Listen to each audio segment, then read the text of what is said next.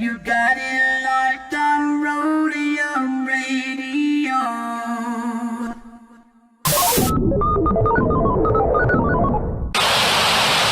Hey Tony, drop that. What bass? I bet. Dr. Dre in the place to be. Co-rockin' shit with my homeboy Steve.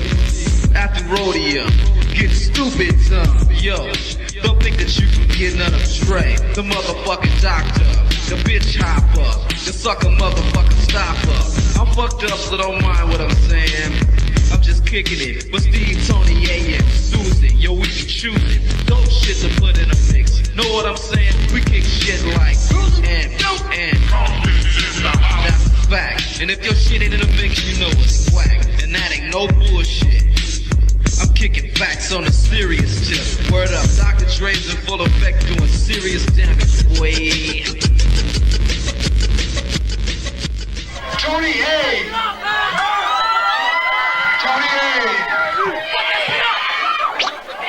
When you're ready, go.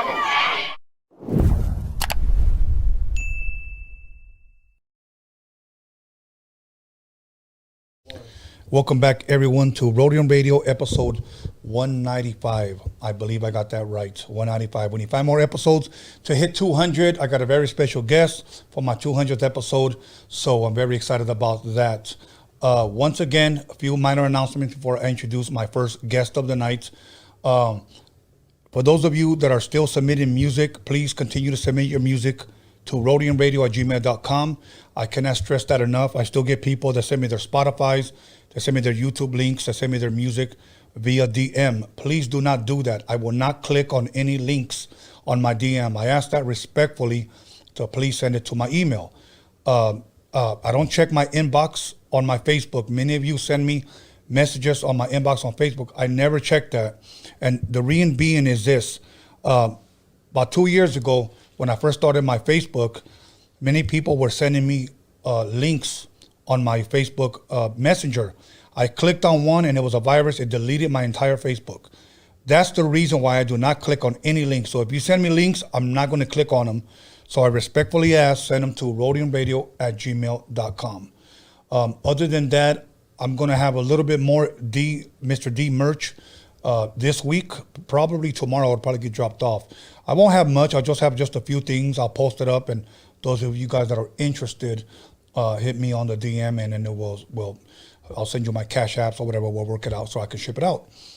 Other than that, Freaky Tales this Friday. I'm going to try. I'm not promising, but I'm going to try to do the next 3 Fridays Freaky Tales. So I'm going to try to do all of October because it's Halloween, my favorite holiday of the year. So celebrate with me. Okay, we talk all that paranormal, goofy story, ghost story type of shit on Friday. So tune in, Freaky Tales Friday. I got Anton LaVey coming. For those of you guys know that Anton LaVey, he'll be here on Friday. Okay, so other than that, for those of you guys that want merch, for those of you guys that mixtape downloads, whatever, go to DOCUMIXERY.com. DOCUMIXERY.com, and we'll send all that out to you. So without further ado, please allow me to introduce my first guest of the night. None other than Rare One. Hopefully I got that right. Yeah, Rare One. Rare One. So I even said it wrong there.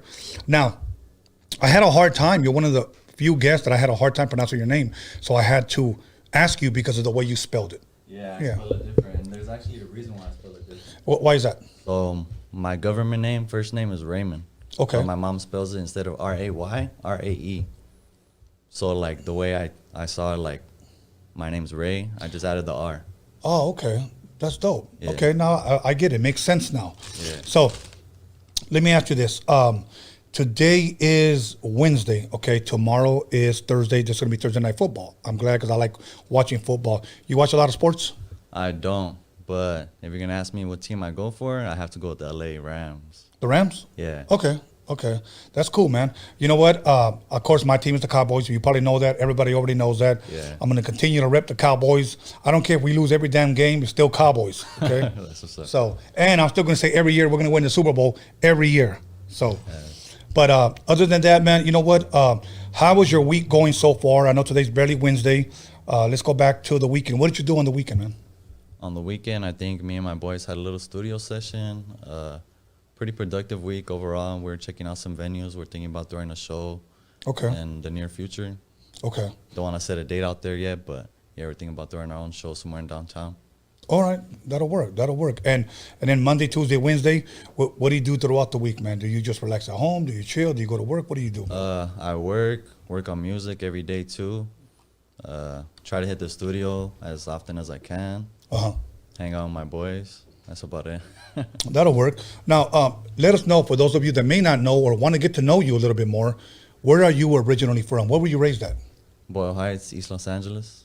Okay, you know what? We've had a lot of Boyle Heights artists come through here. Yeah. And one thing that I do know, for some reason, I don't know if there is a special reason, but there's a lot of talent that comes out of Boyle Heights, bro. Something in the water. Nah. Probably. Hey, you never know.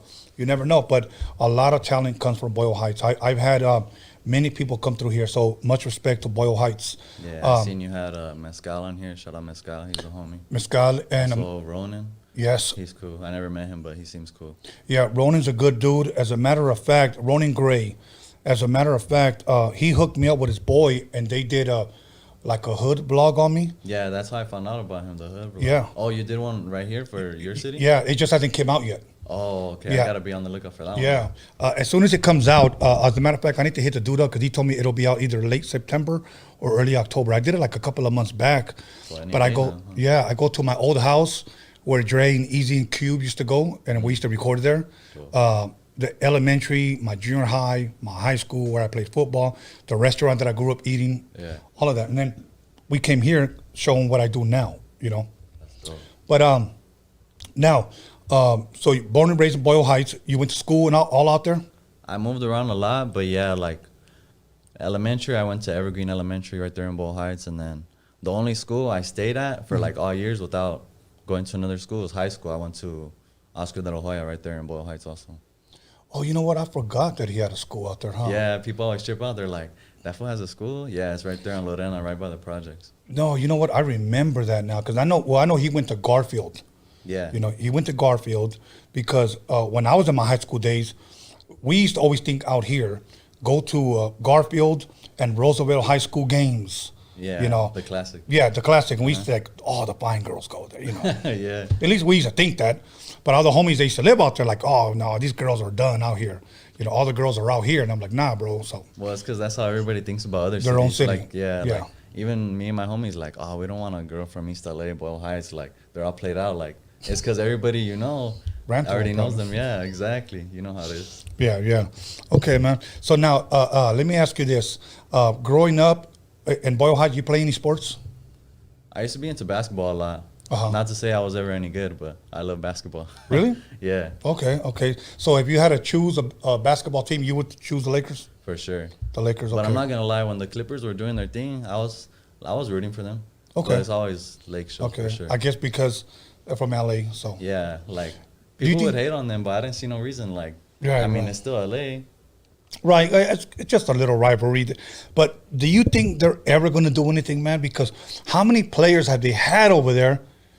I don't think they know what they're doing, like coach-wise or something, because they had Blake Griffin, Chris Paul back in the day. Who else did they have? They had somebody good recently, too. Yeah, Chris Paul. Yeah, I mean, but they had a lot, even the coach from the Celtics. Yeah. You know, I mean, but, oh, well. You know, I think in football it's a little harder. There's never been one coach that has won a Super Bowl, gone to another team, and won another Super Bowl. Really? Yeah, in the history of the NFL. So a lot of teams think, you know, let me get that coach because he won a Super Bowl. Yeah. It's never promising. It's kind of like a curse. Yeah. So I'm starting to think, well, see, but Bill Jackson, you know, Bulls, with the Lakers. Bulls and the Lakers, yeah. Yeah. So how many other people can say that? I'm trying to think. I don't know. Yeah, it's tough. It's tough. Okay, so now, growing up, you play any instruments? Like around the same time I got into rapping when I was like 15, 14, I taught myself how to make beats. So I know a little bit of the keyboard, a little bit like a drum machine, but like a real instrument, not really. Okay. You know, there's something that I want to touch on a little bit, and I believe that I think it's tragic, but I believe it'll be interesting for the fans that are watching and listening right now, because something happened to you as a youngster. And what should I say? I believe your father passed away when you were 3. Yeah, like maybe like a month before I turned 3. My dad got killed in Boyle Heights, right there by Hollenbeck Park. Like, since you have grown, and I guess you've heard stories either from the streets or from family members, what was it that you heard that happened that led up to that? Well, my dad was from a particular neighborhood. I'm not gonna get into details on like that. Right. But yeah, he was from a neighborhood, back then it was really active, early 2000s, late 90s, and unfortunately that happened. Right, and you were 3 at the time? 2. 2 years About to old. be 3, yeah. Okay, and do you remember how old he was? 26. Wow, so he was a youngster as well, man. Yeah. Wow, and it's sad to hear that, because in the 80s, growing up here, I always say, I survived the gang epidemic. I could survive this COVID epidemic, but I seen a lot of guys that died, got killed due to gang violence, and a lot of guys that died due to suicide as well. Oh, really? Yeah, like a lot. And when that had happened, growing up, I know it's a 3-year-old or it's going to be 3. You don't really know, but you miss your dad because he's not around. Yeah, a lot of that. What would your mom tell you in an early age when you would possibly ask for your father? I mean, it's funny because my mom would try to like sugarcoat it. Obviously, like I don't think no mother would want to tell their son like, your dad got killed, he was murdered. Right. So she would try to sugarcoat it like car accident, like he was in the car when he got killed. So technically not a lie. Right. But she would like, she never wanted to tell me, but I knew already. Because even when I was younger, like I talk about it in my music too. Like there's a skit in there. My grandmother, rest in peace, like that's one of my earliest memories. Like her telling me, like making me pray that my uncles find the guy who killed my dad and this and that, Yeah. Now, not to even name or get into the street politics thing, did you ever find out as far as what neighborhood it was? Yeah, my uncles, they know who, yeah. Okay, we'll leave it at that. But you know what, I mean, my condolences to you. I know you're an older man now. I know you're grown now. Yeah. And that happened when you were young. But at the same time, it's I don't know how I could have lived without my father. You know what I'm saying? Yeah. So you know what? It takes a strong man to go forward. You know what I'm saying? And you're able to at least to talk about it. Now, around what age would you say that you were introduced to hip hop? Did you grow up with friends always playing it around you? Your parents playing it around you? Parents, okay. Very much. Do you remember some of the early songs that you heard? Like some of the first ones? My mom always bumping DJ Quick, Rhythmalism, that whole album. I could probably sing it front to back. Little Rob also. Who else? I'm trying to think. Some of my dad's stuff, like Above the Law, people like that, Big Hutch, MC8. A lot of like the classic 90s, just West Coast stuff. Wow. Dope. So let me ask you this. Are you a fan of today's rap, or should I call it trap? Yeah, I am. Some of it. I think everything has its place in the game. Like, I'm not really too much of a fan of mainstream. Like some people, yeah. But I like the newest rappers, I'll say, like my biggest influences, probably like Kendrick. Who else? I'm trying to think. He's the only one who comes into mind. He's like my favorite one for sure, Kendrick. Now, what about, you just said mainstream. Who would you consider mainstream? Like the Migos, Cardi B, stuff like that. Oh, okay. You're not really a fan of that stuff? Nah. What about like the Baby? Not to knock their hustle, but no. The Baby, he's cool. I like the same thing. Like, I don't really listen to the radio. I feel like anything on the radio, I wouldn't like. You know what's crazy? Because I'm sure your mom grew up listening to the radio, listening to the DJ Quicks, listening to the Chronics and stuff like that. That's where they found their new music. There was no Spotify, Apple Music, correct, SoundCloud. Yeah, and in today, we have a generation like your generation that doesn't listen to radio. Yeah. So this is the information that I'm gathering from many people that I have interviewed here, that they just don't listen to radio at all. Yeah, it's kind of like a dying thing. Like, I feel like the radio's still alive because people just listen to it in traffic, like in the car, but nobody's going out of their way to listen to the radio now. Like the two hip hop stations, at least that I know of right now, Power 106 and 92, right? Yeah. A.DA, okay. I don't even listen to those. Nah. You know, if anything, I'll just have it on my phone. I'll go to my YouTube, or, you know, I'll upload something different on my phone just so I can have, you know. Yeah. Like I have Eazy-E, I have EPMD, I have Bismarcky, I have Above the Law, I have the DOC, the NWAs, I have everything. I don't have nothing new, you know. So you mentioned in all those groups that you were raised with, you were actually raised with good music. Now, who would you say today is probably an independent artist who you think is hot, but possibly hasn't gotten that shine yet? Is anybody out there? I'm trying to think. You know what? Yeah, he's actually a Boyle Heights native himself. Boyle Heights native. My homie Eastside Dodger. I got a couple tracks with him on my tape. He's actually locked up right now. Free my boy Dodger. Get that boy out that box. Yeah, he's been doing it for a while, like since I was a kid, because he's a little bit older than me. But okay, he has a lot of talent. Okay, there are two guys that come to mind that I interviewed some of their homies here, and a couple of guys keep telling me, you need to get these guys, you need to get these guys. I've heard some of their songs, but I want to know what you think. And I'm not asking to respond in a negative response. I'm just like, because some people set me up, Tony. Yeah. For some reason, people think when I ask about a certain artist, like I'm expecting a negative response. No, just give me your honest opinion. Yeah. But these two guys, a lot of people say are on the come up. One of them, I believe, his name is Suede. Yeah. You know what I'm talking about? Yeah. Him, and then Peso.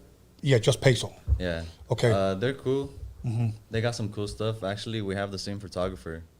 Oh, okay. Yeah, okay. it's pretty funny. So you're familiar with their music? Yeah, they're cool. They're doing their thing. Congrats to them on their success and stuff. Dope. They're youngsters too. They're like my age, I think. Okay. Peso's real young, I think. He's like still high school young, like 16, something like that. Oh, okay. That's good, man. That's good. You know what?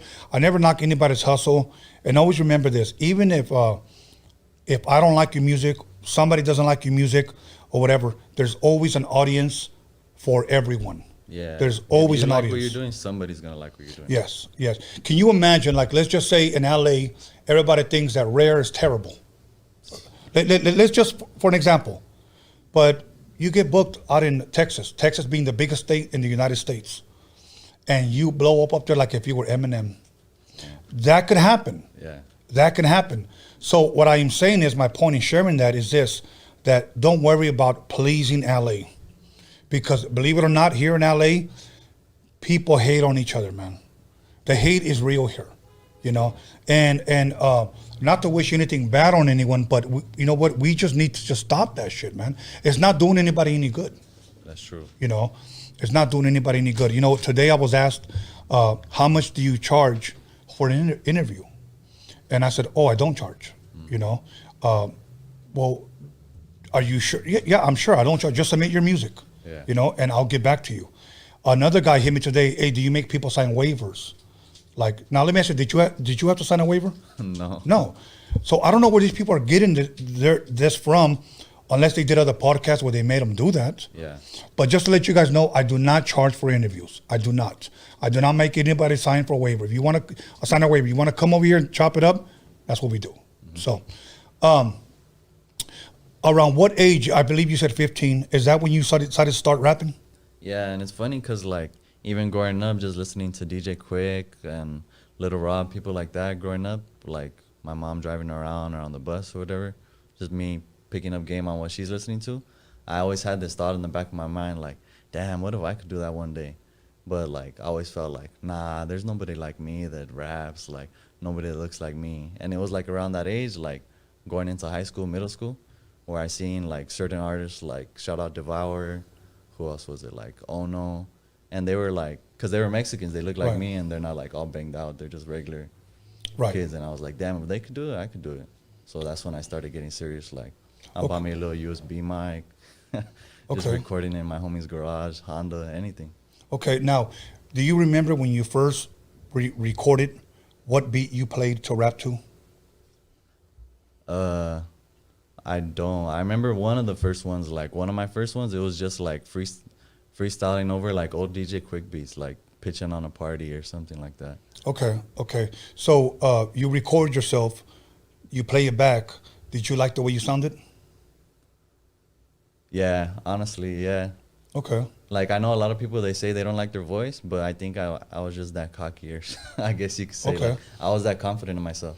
Okay, and then so you do you actually play it for others, like other people, and get a response? Yeah, this was around the time when like SoundCloud started popping off. Okay. So I just uploaded to SoundCloud. I'm sending the link to all my friends from school, and then like some people they hate, some people they like it, some people are like whatever, but it got a good amount of views, whether they liked it or not. I was like, hey, I could do something here. You know, and the thing is, let's talk just a little bit about the hate. Let me touch on this. Many people, if say you get 100 comments, and you get out of those 100, you get 3 hating comments. One thing that I want to encourage this younger generation: pay no attention to those 3. Yeah. Pay attention to the 97 positive comments. The bad thing is, we always seem to concentrate on those 3. You're fucking whack. You're a loser. You'll never make it. Yeah. We always, instead of those other ones that, you know, showed us love. Because I've met a lot of young artists that, they told me I was whack. Who did? Oh, that guy. That's a fucking fake profile, bro. That guy on Instagram. Yeah, you know, I'm like, yeah, and I try to encourage younger artists. You know what? Don't listen to the hate. The love is much more greater than the hate. Yeah. You know. So, what was your first project that you actually released? Around the same age, I was like 15, 16, like sophomore, junior in high school. I just made a little EP. I just put it on SoundCloud. I started building my fan base on SoundCloud like in high school and stuff. It was called Galicia, what it says right here, my dad's name. Galicia? And then it was just like songs about him and stuff. Okay, Yeah. okay. Well, you know what? Now let me ask you this. And I know the reason, but for the people watching, what made you write so much about him? It played a big role in the way I grew up. Like, even though a lot of people grow up without a dad, like knowing how my dad got killed and like his story, like it affected me a lot. I could have went a very different route if not for music. I'm very thankful for music. Okay. Sure. And I think a lot of us can say that hip hop, you know, saved our lives. Definitely. It kept us off the streets. Yeah. You know. Now, my guest that's coming next, her father played a humongous role, I believe, in West Coast hip hop out here. Oh, really? Yeah, his name is Carmelo Alvarez. You probably never heard of him. Producer? No. I'm going to show you what I'm going to tell you what he is or what he has done. You ever seen the movie Breaking 1, Breaking 2? No. They're old school 80s movies. They filmed it at his location. He opened it up like a hall to get kids off the street to come in and break dance, come in and pop, come in and DJ That's dope. for free. Yeah. And it saved a lot of kids off the street, man. Yeah, he just gave them a space to be creative and have fun instead of being in the streets. And that's the word he used. He said, I gave them a space. And some of the greatest break dancers came out of there, you know. That's crazy. Yeah, man. So she's doing some of the things that he did, but she's gonna share her story as well. That's dope. Yeah. Shout out to him. Yeah, shout out to Carmelo Alvarez. And so you release these things on SoundCloud, you start building up your fan base. Do you remember your first performance? Yeah, it was like a little performance at a house party in Boyle Heights. Shout out A1 Functions. What was that experience like? Because obviously it's your first time going up there. Yeah. They give you the mic. Nervous as hell? I mean, honestly, even though I was pretty young, I was kind of drunk and stuff. We probably faded with the homies, but yeah, it was a cool experience. I just performed like 2 songs, and yeah, it was cool. What was the response or any response? There was a little response. It was like a party type song, so they were dancing to it, I guess. Like they were hyping me up. I had my homies with me. They were trying to get the crowd like more amped up, but it was cool. Yeah, it is cool, man. And soon after that, did you continue, or was it little by little you performing? Since then, I haven't done much performances, but right now, like as of now, I'm starting to do more now that I'm building my catalog more again. Okay. Now, as far as music is concerned, who was responsible for your music? Were you producing? Were you just downloading beats, buying beats off of producers? In the beginning, just stealing beats. I mean, I wasn't. Everybody making money does off of that it. now. Yeah, and then as of right now, I work with certain producers. Like on my last project, I kind of worked with a lot, but on this next project I'm working on, cause I produce myself, like, but only for myself and like my friends and stuff. Okay. So on this next project, I'm gonna have some beats produced solely by me, And then my main producers, shout out Lex and J Dollar. Okay. Now let me ask you this. What is one thing that you've been rapping since you've been 15 years old now? Mm-hmm. You got a couple of years in the game. What, about 5 now? If not a little bit more? Yeah, I just turned 21. Okay. So about six years, okay. What is one thing that you can say you've learned that you could have avoided? Like, for an example, with me, starting off as a DJ first, I should have just started working and bought my own turntables.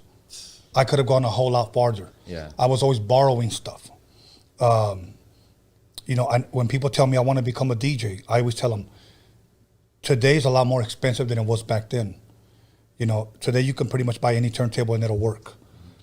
The bad thing is that mixers back then, good mixers probably cost us about $250. Today, a great mixer is probably about $1,000. Damn, why do you think that is? Because they give you a bunch of unnecessary shit. Let's be honest. Every year, a new iPhone comes out. Yeah. It's the same fucking iPhone, bro. I know. Let's just be honest. And it then, is. And then when they change the charging port, you're like, fuck, well, now I need to get a new one. Yes.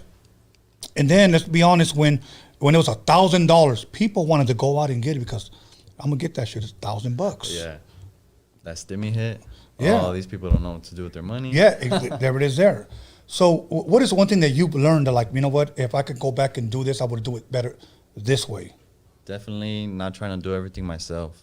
Because when I was first starting, I don't regret it because it taught me like a little bit about every process, every aspect. Like I try to mix myself. I try to produce for myself.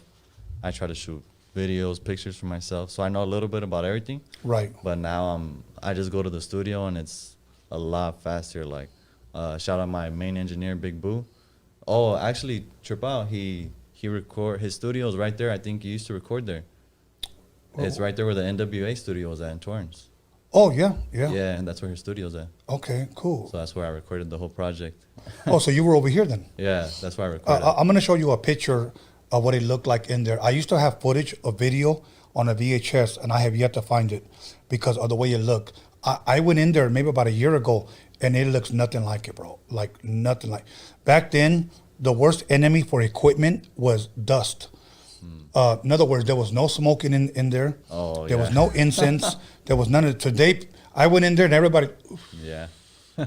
And I'm like, this is a big no-no. All the people right there at Hip Mob. Shout out Hip Mob. Yeah. So I went there and I was like, what the fuck? Because they broke it all up into little rooms now. Yeah, there's like 3 or 4 different studios. Yeah, and back then it was just one main one. Oh, so it was one big one back then. Yeah. 'Cause that's a pretty big place. If you get a chance, look at Dr. Dre's and Jimmy Iovine's documentary. It's called The Defiant Ones. And they show all the footage of Audio Achievements. That's what it was called, Audio Achievements. Yeah, you'll learn a lot how the studio used to be, but I'll show you pictures. That'd be dope. And but yeah, man, I had a lot of great. I feel I recorded half of my album there, and then the other half in Alhambra.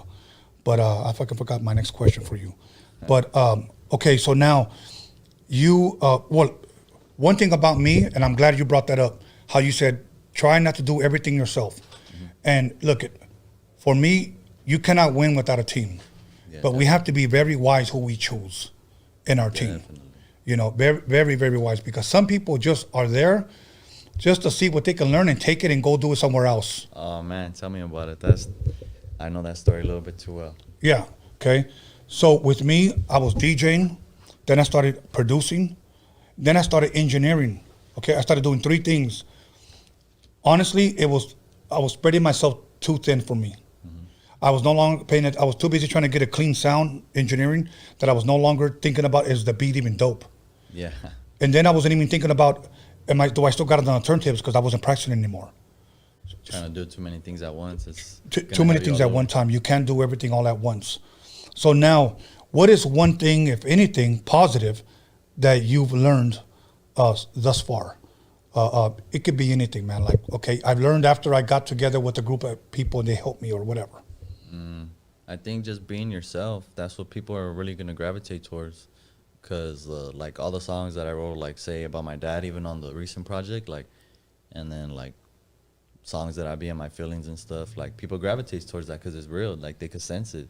Yes. Somehow they sense the realness. They sense, like, the pain, whatever emotion, they can relate to that. Right. Just be yourself. Nobody could be you. I'm glad you said that because there's a lot of artists out there that are not themselves. Yeah. People ask me, you know, why do people tune into your podcast? And I tell them, I don't know. But if I had to guess, if they like you, they'll tune in. Yeah. Your personality. Yeah, and it's the same thing. Your personality, your story comes across on music. And if they feel it's real, they'll gravitate towards it. Definitely. You know, Pac was real in his music on what he shared about his pain, about his mom, you know, shedding so many tears that people, I feel that. And that's what people gravitate to. So be yourself. So with that, we're going to go ahead and go to a 10-minute break. And we're going to come right back after 10 minutes. So once again, everybody, call somebody, text somebody, slap the shit out of somebody, let them know that Rare One is in the motherfucking building. We'll be back 10 minutes.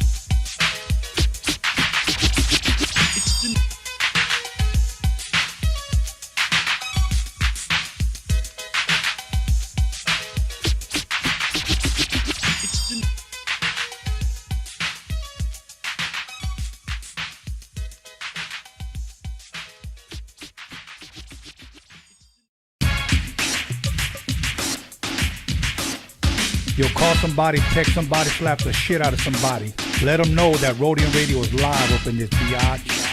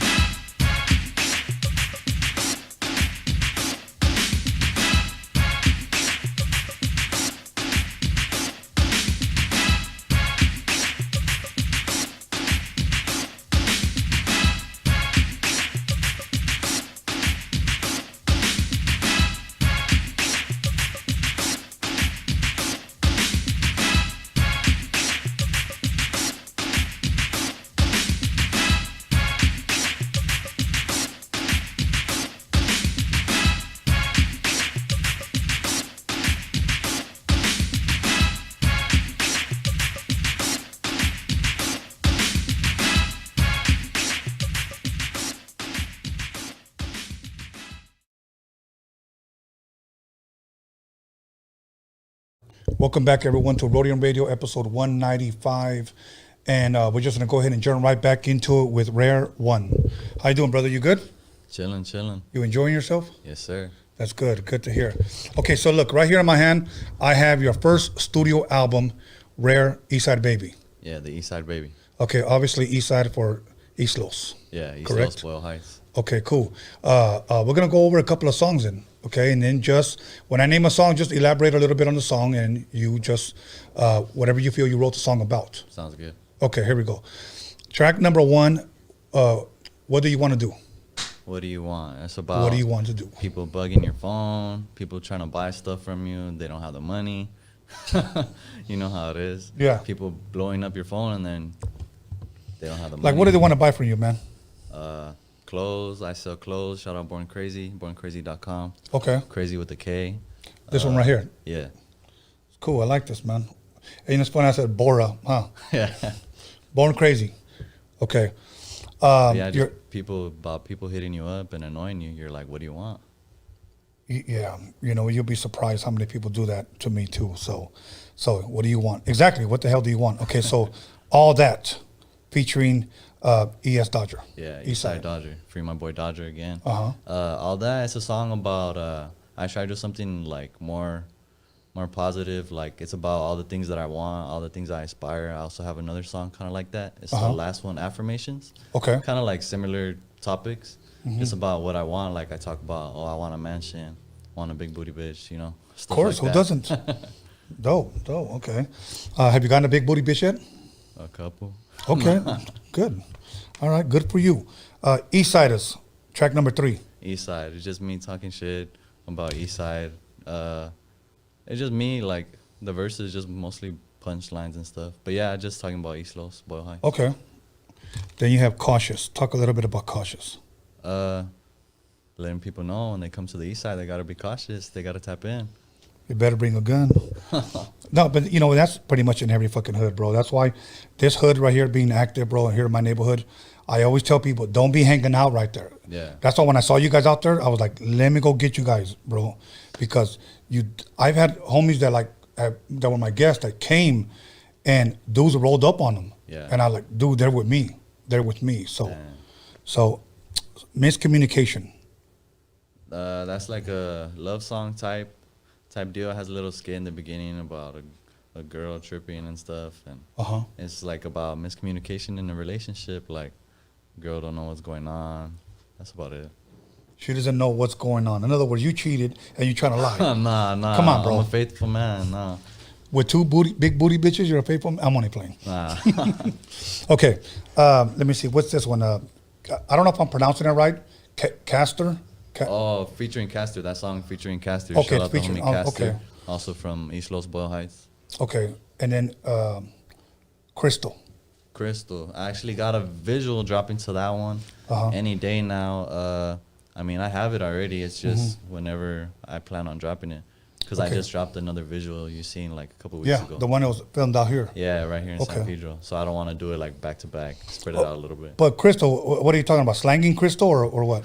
Nah, it's like, well, honestly, it has 2 meanings. People think it's just about a girl, but if you listen to the lyrics, like, it could go either way that you want. It's about a girl, and it's about, like, I've never done that shit myself, but I've seen, like, family members and close friends get caught up in drugs and stuff like that. Right. So it's kind of like about their relationship with the drug and how it sucks them in and, like, basically, yeah, like how they get caught up in the trap and they can't let go. Yeah, a lot of people can't let go, man. Yeah, it fucks up a lot of people, fucks up a lot of families. You know, let me ask you a question, because this is where I see music has gone. Music is now today 2 verses. Yeah. Okay, do you have any 3 verses? No, that's too long. Yeah, I think they stopped that like in the 2000s. Okay, who stopped that? Because you said they. Who's they? Like, it's just kind of like you kind of imitate what's popular. Like, even I have a lot of songs that are only 1 verse. Like, the East Side and the Cautious one is just hook, verse, hook, and that's it. Really? I think it's because people realize, like artists realize, people have shorter attention spans now with social media and everything. So it's kind of like the short, and also streaming. The shorter the song is, that's free game. The shorter the song is, the more times they're going to stream it if they like it. and it's gonna make the listener feel like incomplete, like damn, like I want to hear more, so they're gonna go back and replay it. Right. And that's how you make your money from streams. When do you think the short attention span started? Like, do you have like a date? I'll have to say like Instagram, Facebook time, like recently. When that started, huh? Yeah. Yeah. And I'm just being sarcastic. The reason why I'm saying this because growing up, I'll name a couple of songs. You might have never heard of them, but these songs were at least 10 to 12 minutes long. Like we have Knee Deep by Funkadelic. We had More Bounce by Zapp. Yeah. We had Atomic Dog by George Clinton. All 10 to 12 minute songs, and we couldn't get enough. Okay? Today, a song's 2 minutes long, and you can't wait for it to be over. Yeah. So that's why I asked, because the album that I'm producing for Mr. D, we're not following what the trend is. We're actually going against the grain. Okay, so you're doing 3 verses, 4 I'm not going to tell you what I'm going to do, but yeah. All right. I'll be tuned in. So, yeah, man. Okay, cool. So, Crystal. Okay, then Nobody. Track number 7. Nobody is just about like having trust issues, I guess, not being able to trust people after being done dirty so many times with like friends, girls, anybody, anything.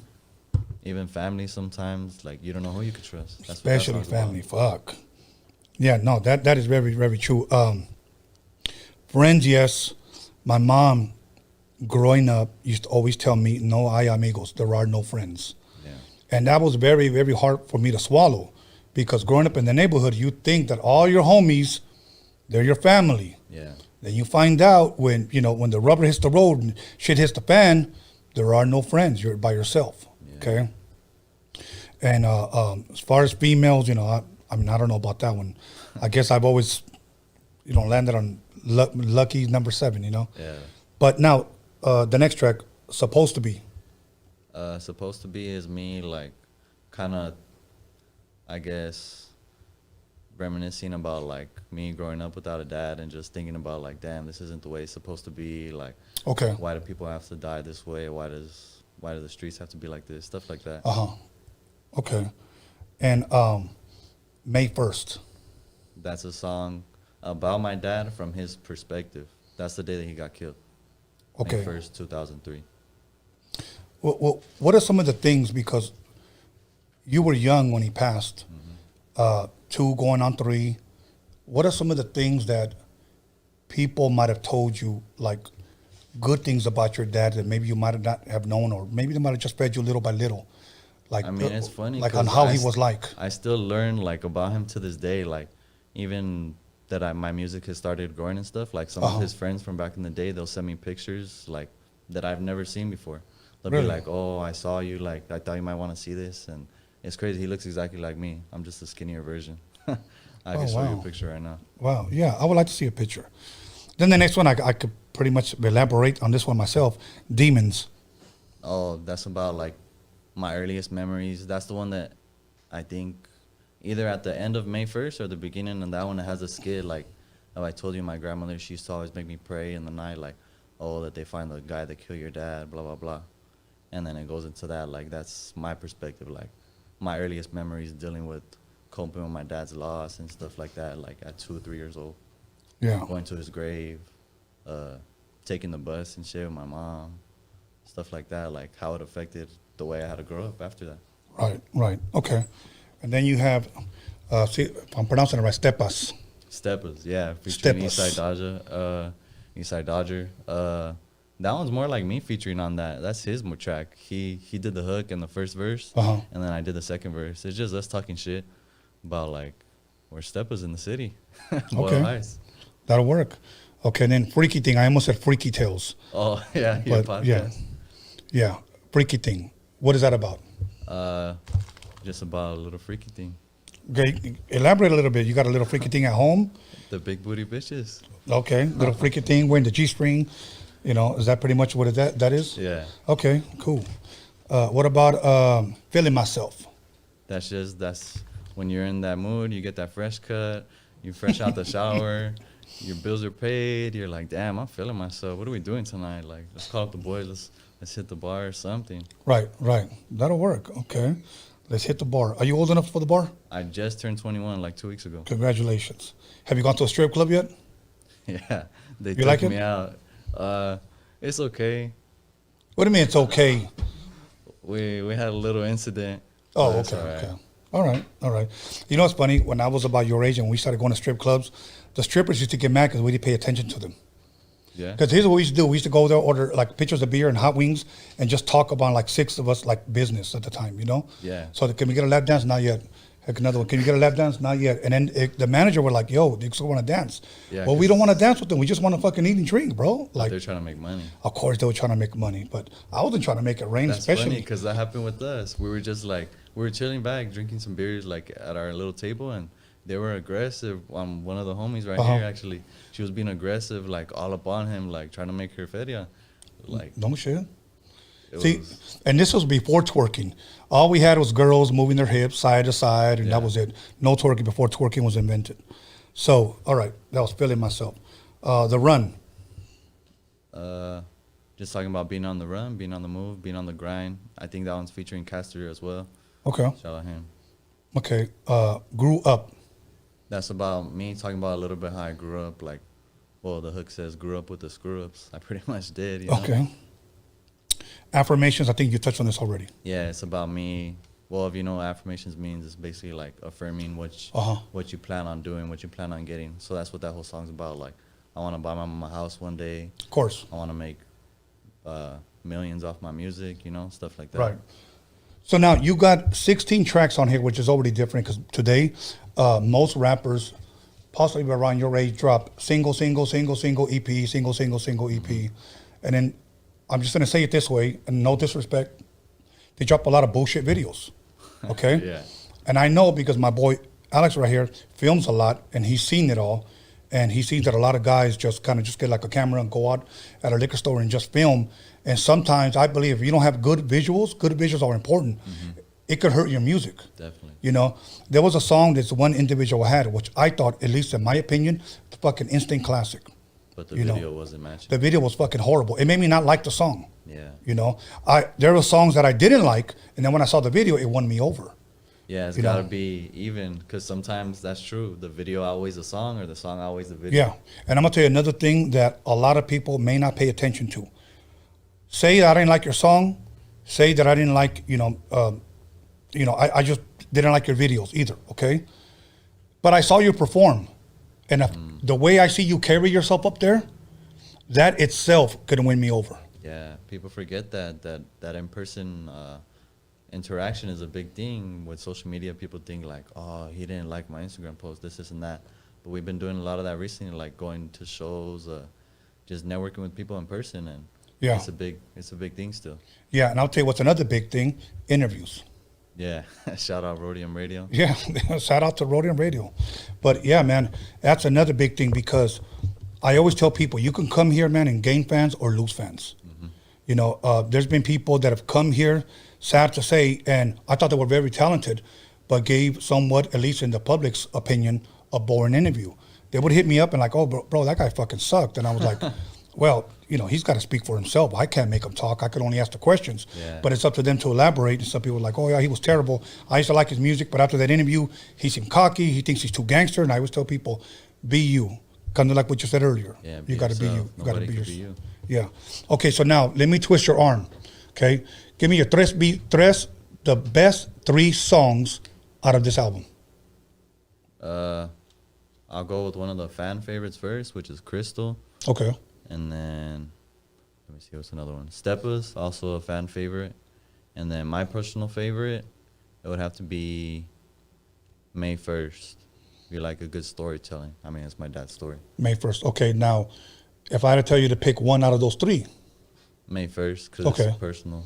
Okay, it means a lot to me. So you're encouraging people, when they pick this up, listen to May 1st, because you would say that that's at least the most heartfelt song for you on it. Definitely. Okay. Story. Rare One, Eastside Baby. Now, where can they purchase this? They can purchase this at borncrazy.com. That's crazy with the K. I also got hoodies, T-shirts, hats for sale, shorts. And then I'm going to be dropping new colorways and new designs soon. Okay. You got your own website already? Yeah. That's good, man. I see you're on it. There's I've interviewed people that don't have that yet, and they got a big following. What does Sugar Free say? If you stay ready, you don't gotta get ready. You don't gotta get ready. Exactly. All right. let's talk. We got a few more minutes, and I want to just ask you a couple of questions.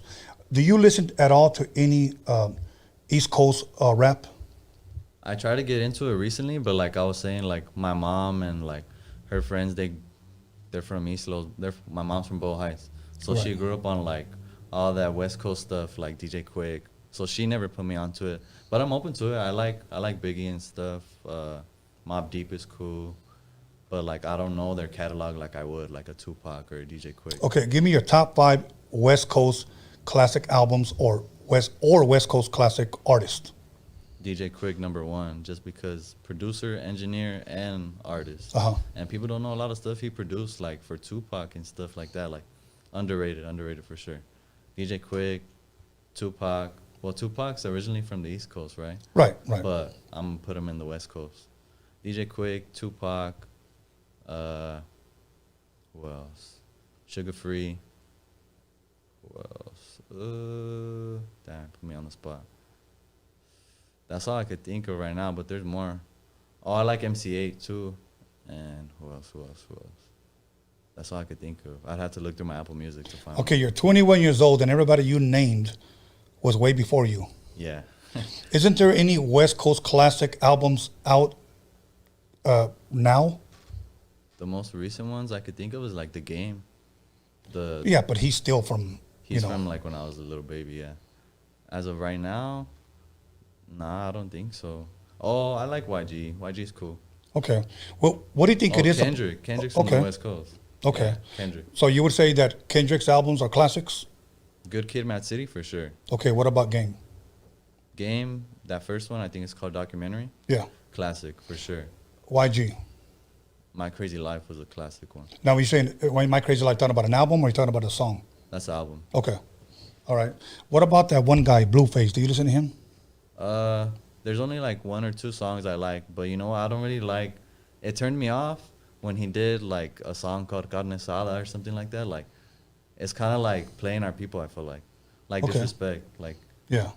making fun. You know. I'm not going to speak on it because in the past I really went in on him and YG for that one song. Yeah, YG also. I was a fan of YG growing up, and when he did that shit, I was like, nah, I don't really listen to him. Right. Well, I'm not going to go in on that. So if you guys want to go to my past episodes, I covered that already. I promised that I wouldn't get into it because when I got into it, I kind of like I went deep. So, Yeah. So now, why do you think, man? You gravitate more to old school rap than new. What do you think it is about the old that you just say? Is it because you just grew up on it? I definitely grew up on it, and I like the classic West Coast like bass lines. Even in my music, you'll hear it. Like I use autotune and stuff. It's a new flavor, but I use it like people tell me it sounds like the beats sound like West Coast 90s production, like early 2000s, because I like that bass line, that heavy bass. What else? Synthesizers, stuff like that. Okay. Favorite Tupac song? Damn, putting me on the spot. Oh, Unborn Child. I like that one. Okay, what is that about that one? To be honest, I heard it when I was young, and it just felt like, I don't know, like my dad, like I thought of it like, damn, my dad, like this could be my dad talking to me, you know? Okay. Because it's like about him talking to his child, like the song's about him talking to his child that he never got to meet or something. Okay. I'm going to name a couple of hip-hop movies. Okay, Straight Outta Compton, have you seen it? Yeah, Have you seen Notorious? yeah, Have you seen 8 Mile? yeah, Hustle and Flow?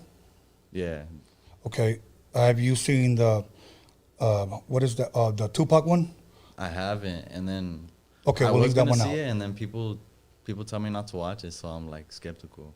Have you seen Okay. it? Yeah. What do you think? It should have been a Hallmark movie. You see, I I don't even want to watch it. I'll be honest with you. I'll give it up to the actors, but I thought it was a piece of shit. I'm just being real, bro. I don't lie here. I don't dick ride artists. I just say it the way it is. Yeah. I met the guy. We work out at the same gym. The guy that played Tupac. You work out Yeah, at the same gym? yeah. Oh, You know, shit, that's and crazy. but he did say something that a lot of people don't know, that movie was made for TV. It was not made for the movies. Oh, so it's supposed to be like a novella type shit. I guess so. Yeah. So and then he said, then it got picked up. So I thought, because he told me the budget was small, and then told me it got picked up. And then I said, so you guys are going to redo it?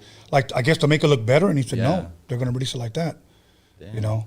So I think if it was for Tupac, it should have just been a instant classic, bro. They should have really took their time. Yeah. You know, They just wanted to make easy money, huh? yeah. When you have directors like John Singleton, who did stuff like what is that movie that he did with Tupac and Janet Jackson, Poetic Justice. Oh, yeah. You know, great movies like that. Yeah.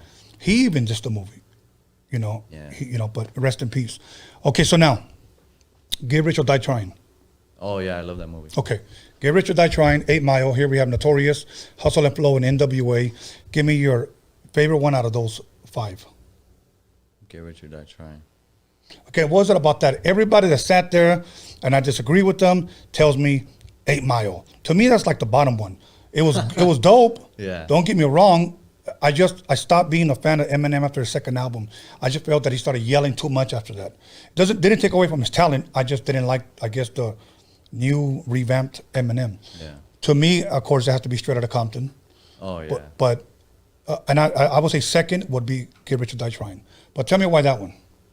I think probably because I'm the biggest fan out of all of them of 50 Cent. Okay. And his story, like, just perseverance. Like, you can't beat that story. Okay. And then the 8 Mile one is also pretty boring to me. I'm not an Eminem fan like that. All right. I mean, I like that first album, but yeah, after that, like you said, not really. Yeah, you know what? I don't know. I like the first 2 albums. I thought they were real classics, and I know he can rap. I mean, there's no denying that. I just didn't like the style of him yelling, so much. Yeah. You're a fan of Snoop? Definitely. Obviously, you said Snoop. Yeah. Let's name a couple other people. Obviously, you said DJ Quick. And, if you know my history, I've done a lot of stuff with Quick already. Yeah. I'll tell you another, of course, this is before your time, Eazy-E. Yeah, Okay. Easy, dope. Say that I name 5 people and you had an opportunity to sit down and talk to them for an hour. I'm going to name them and then you tell me who would you sit with. Okay? Biggie. Okay. Tupac. Okay. Eazy-E. Bob Marley. Or even Michael Jackson. For 1 hour, you could sit on a bench and talk with them for about an hour. Who would it be? Probably Eazy-E. Even though like Tupac is one of my favorite rappers, I think Eazy-E would know more about the business side, and that's what I think I would gain the most from. Okay. Wow. You know what? There's a friend. Well, next Wednesday, I have a member of NWA coming. Dope. Yeah, so that's a surprise. So I'm not going to tell you guys who it is. But a lot of you guys have been requesting him, and he gave me a date, so we're going to go ahead and do it. And then for my 200th episode, I also got another West Coast legend coming through to celebrate my 200th episode. Oh, yeah, that's dope. So I got a lot of good people that, and you know what? My artist that I work with, Mr. D, we were talking, and he listened to the majority of all my interviews already. Mm-hmm. And he told me this, man, if they ever shut down your YouTube page, it would be like shutting down a museum. Yeah. Because of so many people that I interviewed here early on that were pillars and contributors to what we know of today, a West Coast hip hop. Yeah, definitely. So, and after you, we have the daughter of one of them that was once here. And I believe he's a pillar to what the West Coast hip hop is. As a matter of fact, I'm not even going to get into it because I have so much that I want to talk with her about. But Carmelo, if you're watching, much love. I need you back. Okay. So, all right, let's move on. We got a couple more minutes. What can people expect from you next after this? How recent is this right here? I dropped this a little, like, about to be a year ago in November. Okay, so this is your first studio album, right? Yeah. What are you working on now that people can be looking forward to? Right now, I plan on dropping a little EP before the year is done, as I finish up my next project, which is going to be Eastside Baby Volume 2. I don't want to give it a date yet, so it's completely done, but yeah, and this one's most likely going to be fully produced by me and Lex. Okay. And as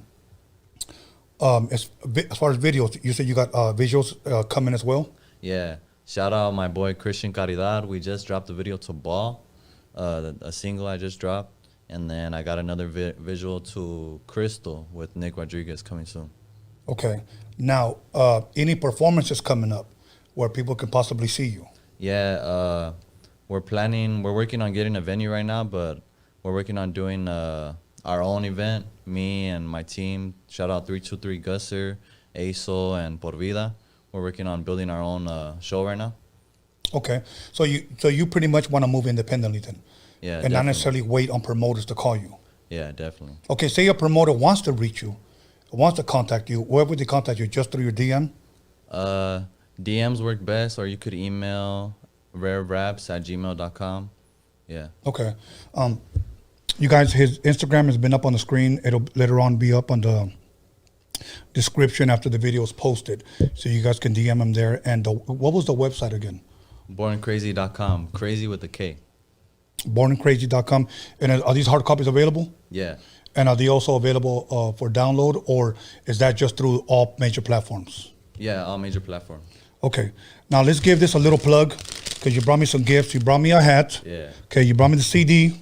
Yes, sir. And now we have some candy. So I'm gonna open up this bag and we're gonna go over the flavors. All right. Okay. Because so. Pica Munchies. Yeah. So what you called again? Pica Munchies. Shout Pica- out to homie Aso. Pica Munchies. Now because East Los native, building his business right here. Pica Munchies. This one is mango. Now what am I gonna be biting into? Are these gummies? Yeah. Okay. Gummy mango. Lifesaver gummies. Nerds. He said the best ones are the nerds. Those are the best ones. My favorite ones. Okay. And these are not medicated, so I'm not gonna get like No. high and pendejo, Kids right? eat these and shit too. Okay. So gummy bears. So these right here. So now are these the way they come, or these sample packs? No, these are actually our mini bags. Okay. So we have those online for $2 right now. Okay. He has them online for $2. So now what is the online that they can reach him on? Shit, Just give it to us. read it, babe. It's exactly like the name, Pica Munchies. PicaMunchies.com. All right. Yeah, PicaMunchies.com. All right. Cool. So is this all you sell, or do you sell other things? Edibles as well, right? Yeah, infused. You gotta go get the special menu though on their Instagram. Okay. Infused.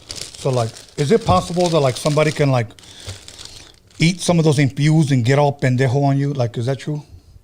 Because I've known people said they've eaten, not yours, but they've eaten like gummies and shit, and they fucking can't move. They're like, I can't move. That's him last weekend, the owner of the So, business. okay, there you go. So if you're going to get all pendejo, But that's because he did it like a little bit too much. He ate like 2-3 bags in one night, and then like this was falling asleep in his car. Okay, that'll work. Hey, he took some too. He fell on the couch too. So Oh, okay, so he's just as guilty. Yeah. All right. All right, cool, man. At this point, we come to the end of our interview. Anything I didn't ask you? Nah, I think we covered about everything. Okay. Shout outs and we're out of here, brother. Shout out to my team. Like I said, 323 Gusser, ASO in the building, East Side. Free my homie East Side Dodger out that box. Shout out to little homie Lil Burn. That's my artist, actually. My artist, Lil Burn. He's coming up soon. Also from East Los. Who else? And shout out my mama. I love you, mama. That's about it. All good. Okay, everybody. Thank you once again for giving me the honor and the pleasure to interview you. Hopefully, you know, I wish this thing blows up. Yeah. Go to his website, follow him on Instagram, buy his homies munchies. Let's support each other. With that being said, we're going to take a 10-minute break. We're going to come back with none other than Ashley Alvarez. Once again, call somebody, text somebody, slap the shit out of somebody, let them know that Rare One is in the motherfucking building. We'll be back 10 minutes.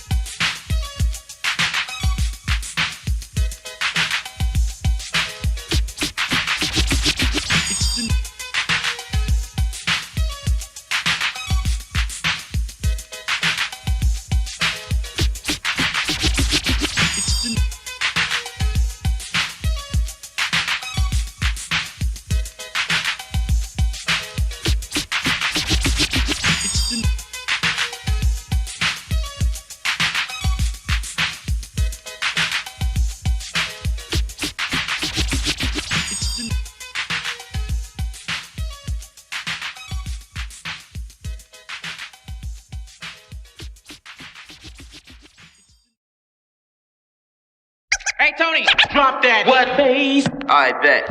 My name is the Croft, the C-R-A-W-F-O-R-D, the poet high C. Tony A. the wizard, just as cool as a visit. Thinking out of turn, stabbing pussy like a lizard. Oops, I'm sorry, homie, I didn't mean to say that. Steve is in the house, come on, won't you play that funky dope beat? You know you gotta throw me some Stanley ass crop coming straight from the Roadium.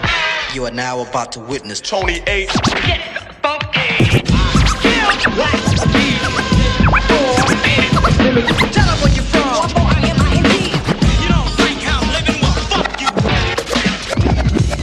Cool on Saturday night in LA. Yo, feeling kinda fancy. Stop what you're doing, cause I'm about to ruin the image and the style that you used to. What the hell are you looking for? Can a young man make money anymore? Wear my jeans and like freaking on the floor? Or is it my job to make sure I'm poor? Disruptions is honorable, nourish not justified. Those that live at the FBI, look at mama's baby. Welcome back, everyone, to Roadium Radio, episode 195.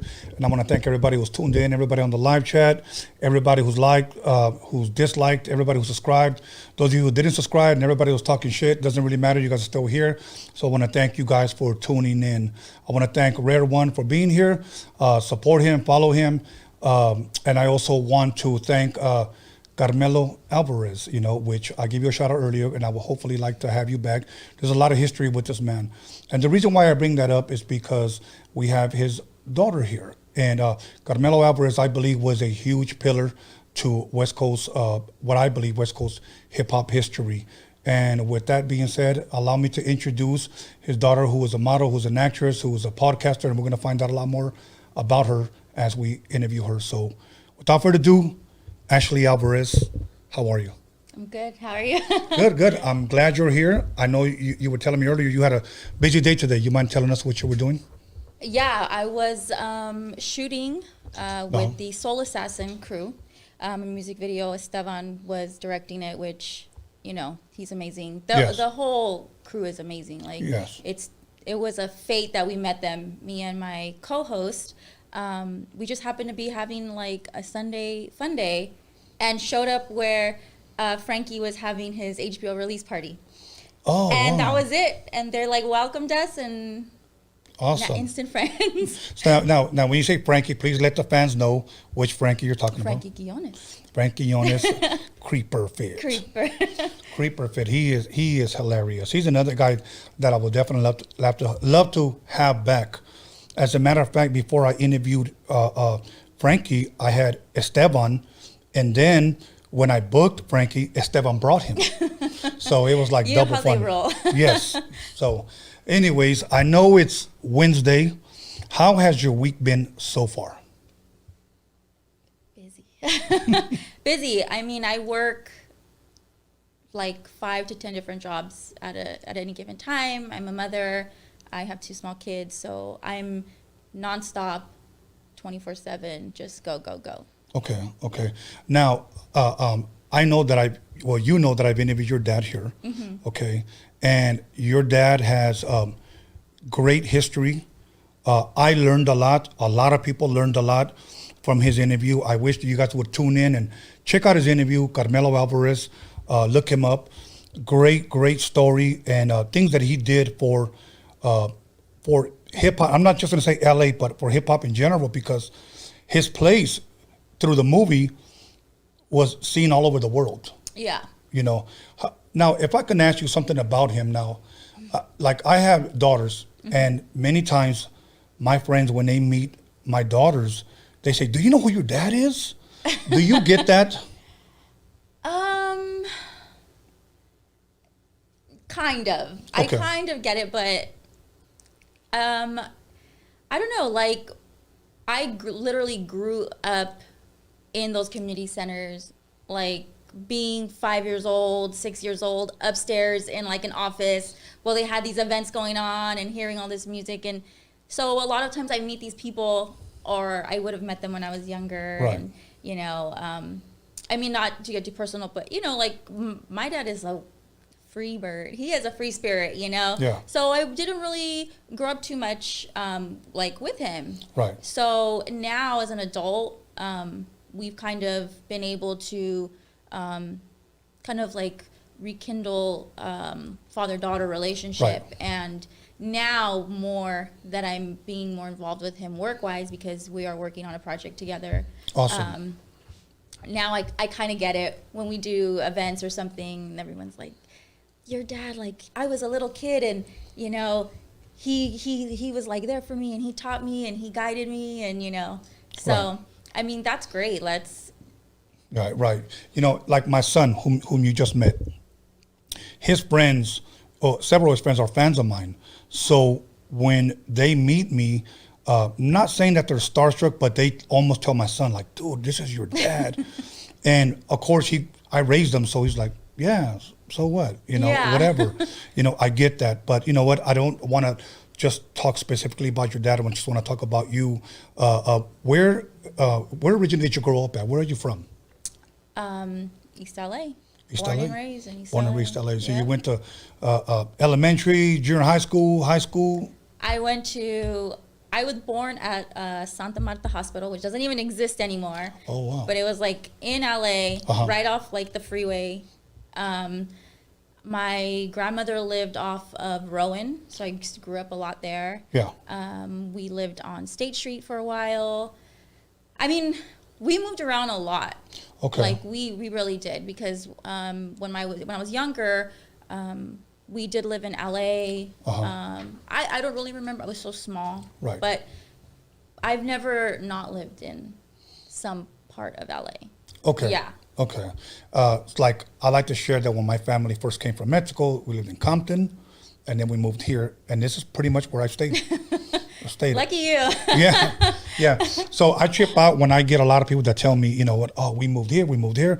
Like, and then I had one guy that told me he literally went to 16 different schools. And We would wake up and they would just drive us wherever we were at, no matter how far, drive us to school. And I actually went to school in like El Sereno area. Oh, so I went to okay. El Sereno Middle School and graduated from Wilson High School. Okay. Even though we were living on State Street, they didn't want us to go to like Garfield or Roosevelt. No offense to anybody that went to Garfield or Roosevelt, but they thought it was a minor upgrade, Right. you know, Okay. safety-wise. Okay. Yeah. Okay. You know, it's funny that you bring up Garfield and Roosevelt because I went to Banning High School, you know, in the 80s. Me and my good friend used to get on the bus, and believe it or not, go hang out by Garfield and Roosevelt. And then whenever Garfield and Roosevelt play football, we were there. Yeah. You know, because for some reason, growing up here, we used to think that all the fine girls were in East LA. You know.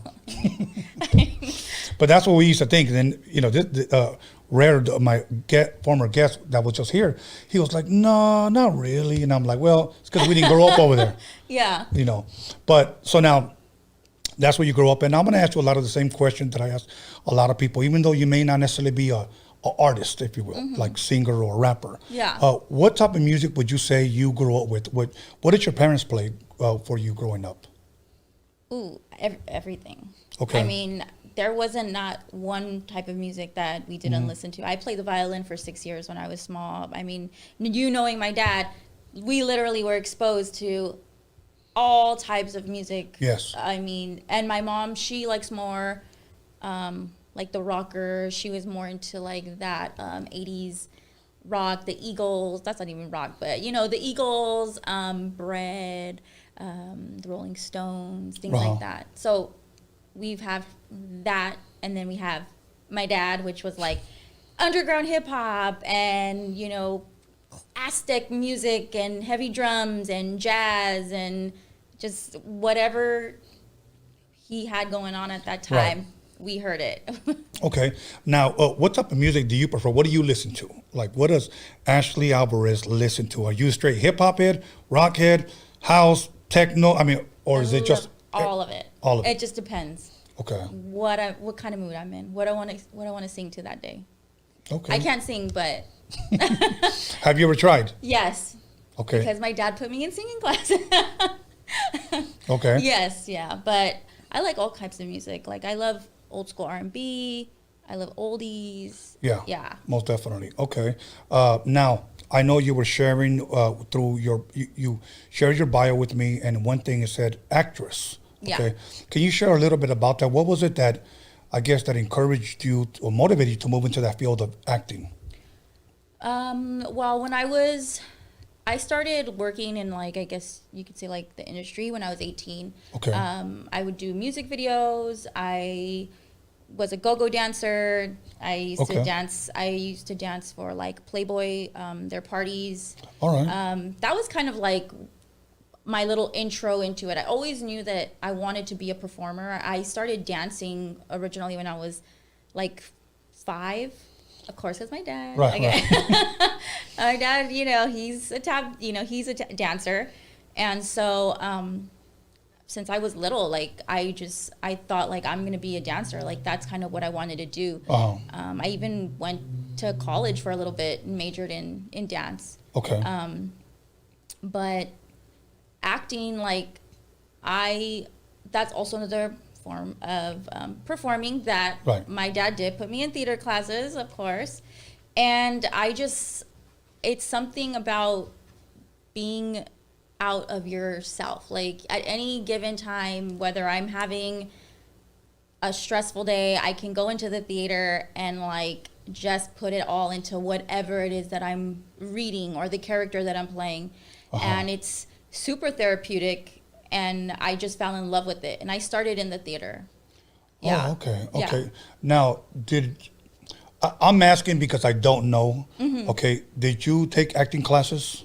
So I was studying under a really amazing actor. His name is John Ennis. Uh-huh. He has a theater in Melrose called The Yard. And about 2019, I decided I was going to go for it.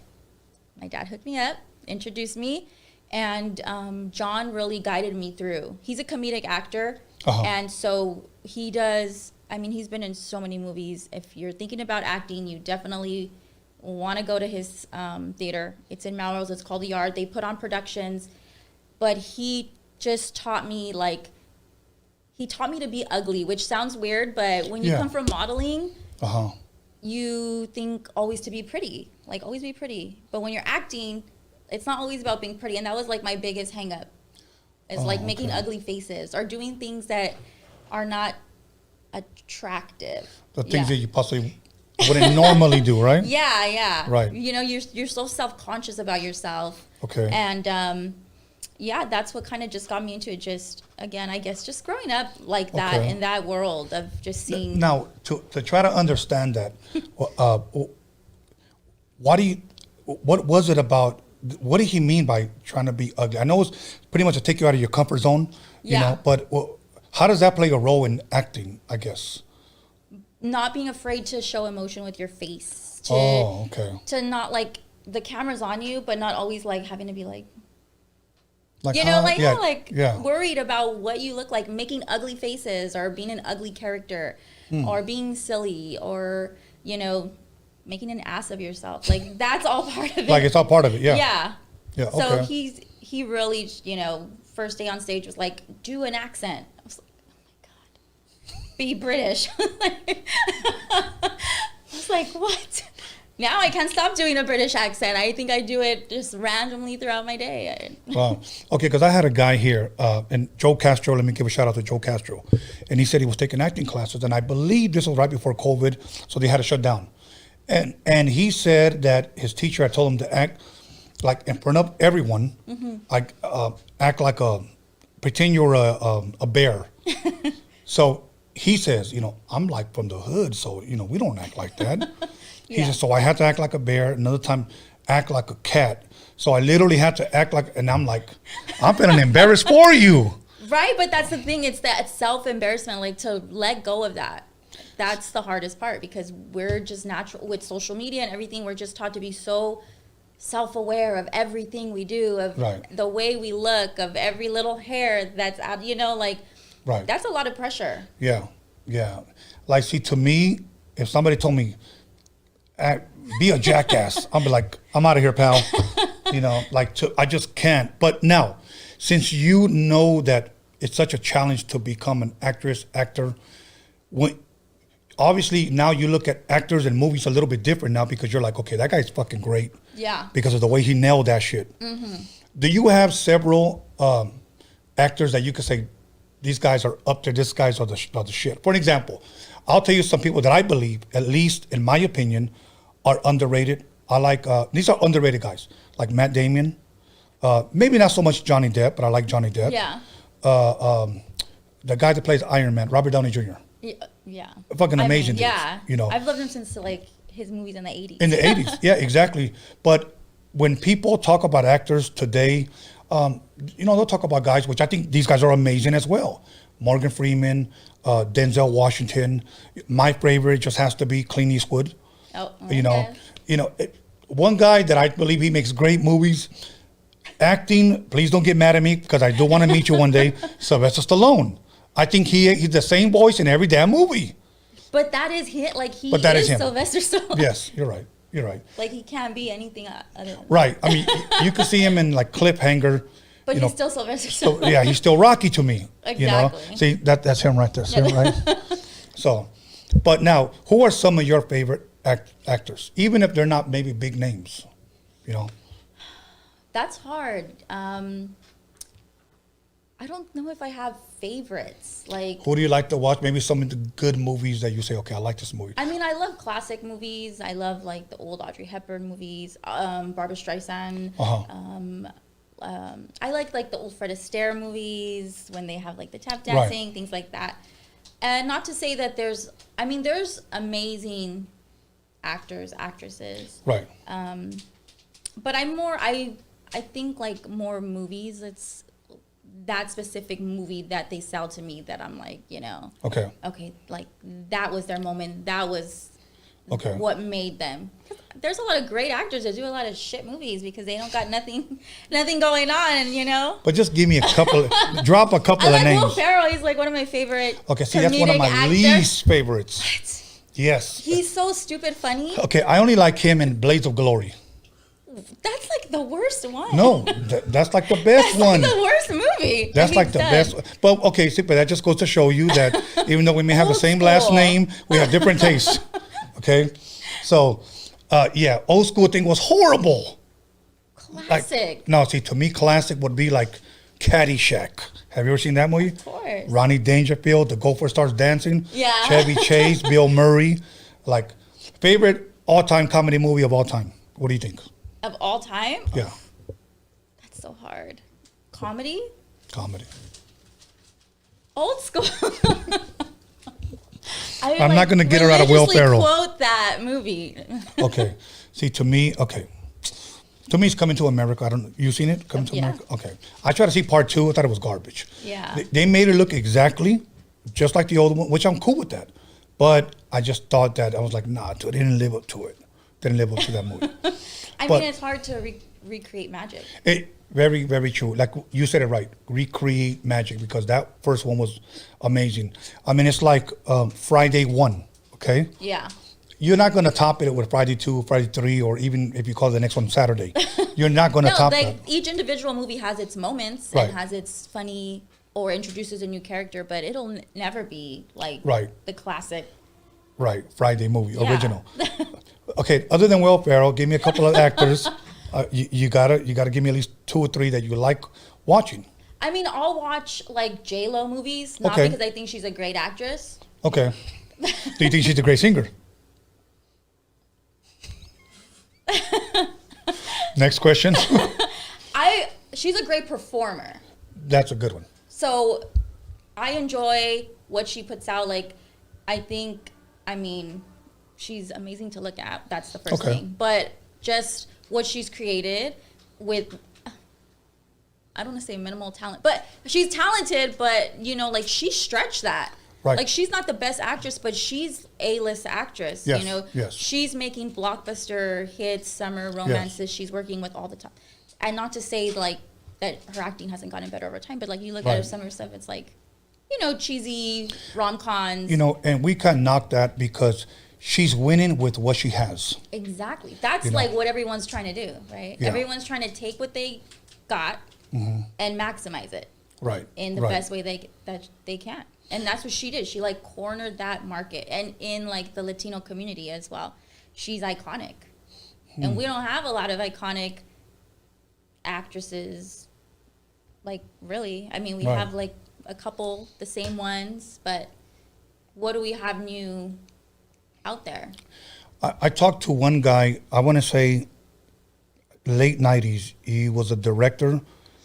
He was under somebody big. I won't name him.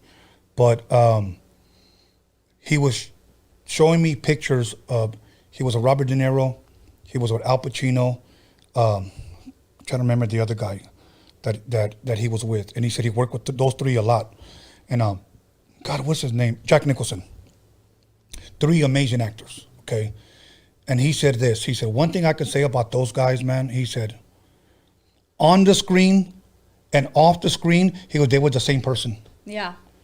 And now, are you familiar with Kirk Cameron?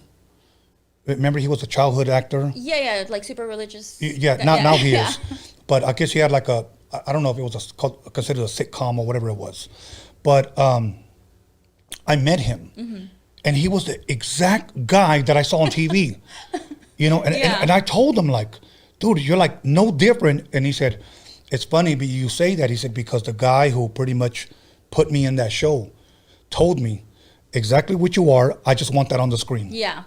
You know, and he was like, all right, you know. Yeah. And so my friend told me the same thing about Robert De Niro, Al Pacino, Jack Nicholson. He said about Robert De Niro, he said he was goofing off with us talking, and then, you know, the director said, okay, we need to go back on the scene. Okay, so when he said cut, he goes, he was just the same guy. Yeah. Just acting. And I thought about it, and I thought maybe those just guys are just fucking naturals, you know? Yeah, I think it's also just finding your, like, when people say, like, finding your role, like, it literally is finding that role that's so relatable to yourself that it doesn't feel like acting. It feels like, wow, that character is me. Like, that could be me, you know? Right. And it's not a stretch, Right. you know? Yeah. And I think that's when you act and you play and it comes off so easy. And it feels natural, and it's, you know, makes a better production, right? Because you don't want to look like you're acting. Like, that's the worst thing. Exactly. Yeah.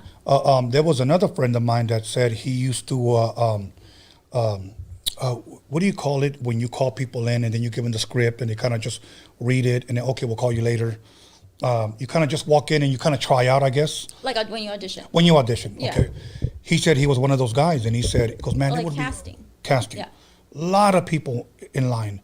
And he said, and for some reason, I don't know why, but my crew would always pick like the goofiest looking bastard in line. Guy had a big ass afro, white dude, big ass afro, sagging his tight pants. His shirt was unbuttoned. When do you want me to read? Right now? And they were like, okay, that's the guy. Exactly. I think when you walk into a casting, I mean, now it's different because everything's like on Zoom. Yeah. And that's like a whole different thing. But I think when you go in there and they see you, they know. Yeah. Like, they know what they're looking for. And when they see it and they find it, like, that's like the hard part of acting, right? Because you got to wait for it to be seen, for somebody to see you and be like, you are my person. Like, that's the guy I want, or that's the girl I want. You know, growing up, before I got into the business, one thing I always heard about LA, though I lived here, but I always heard this. Everybody out in LA wants to be like a singer, you know, like an artist. Yeah. Or an actor. Mm-hmm. You think that's true? Yeah. Yeah. I mean, look at social media. Now with that platform, everybody can be a singer and everybody can be an actress. It's that much more possible.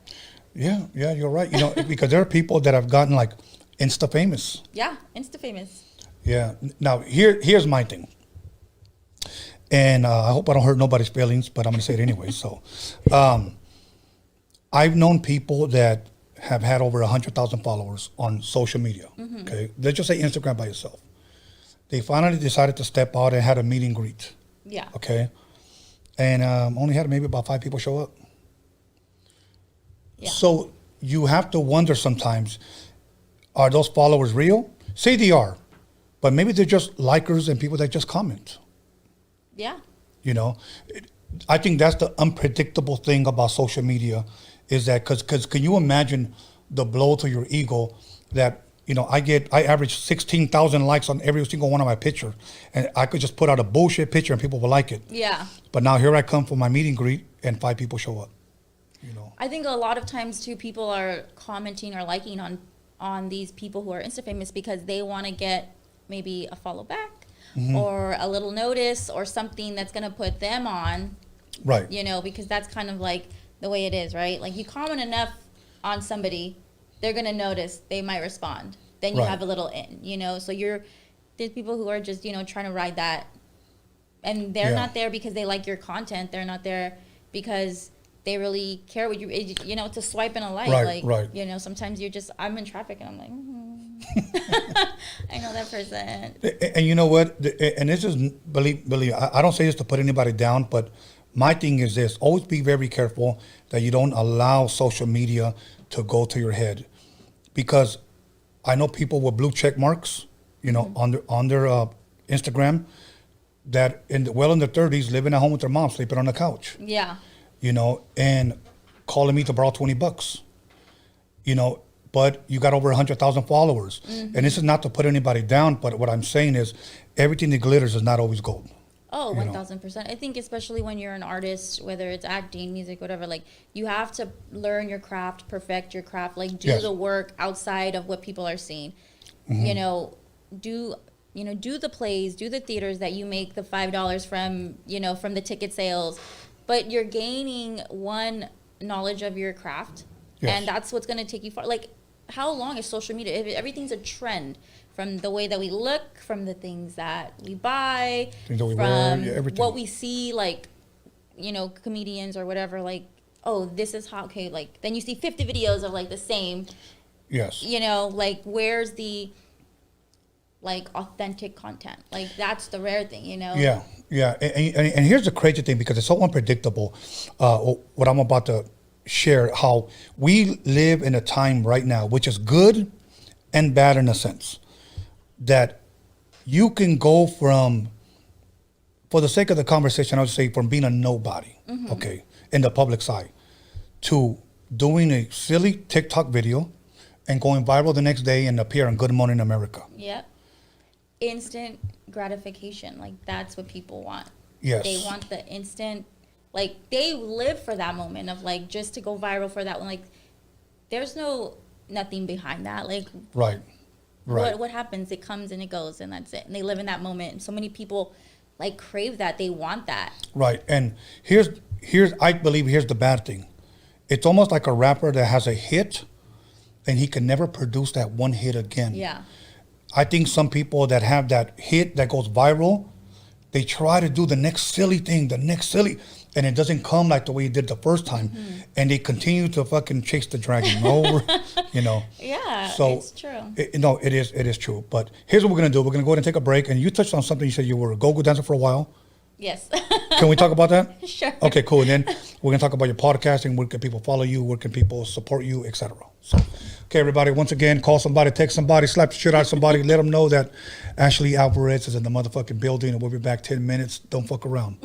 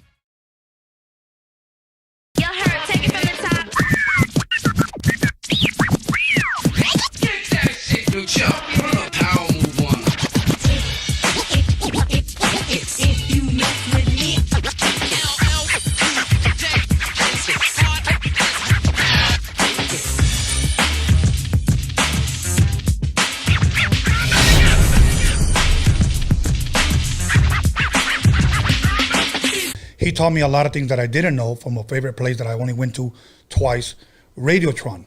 Yes. Now, speak a little bit about that, because if I'm correct, you are co-writing something with your father right now?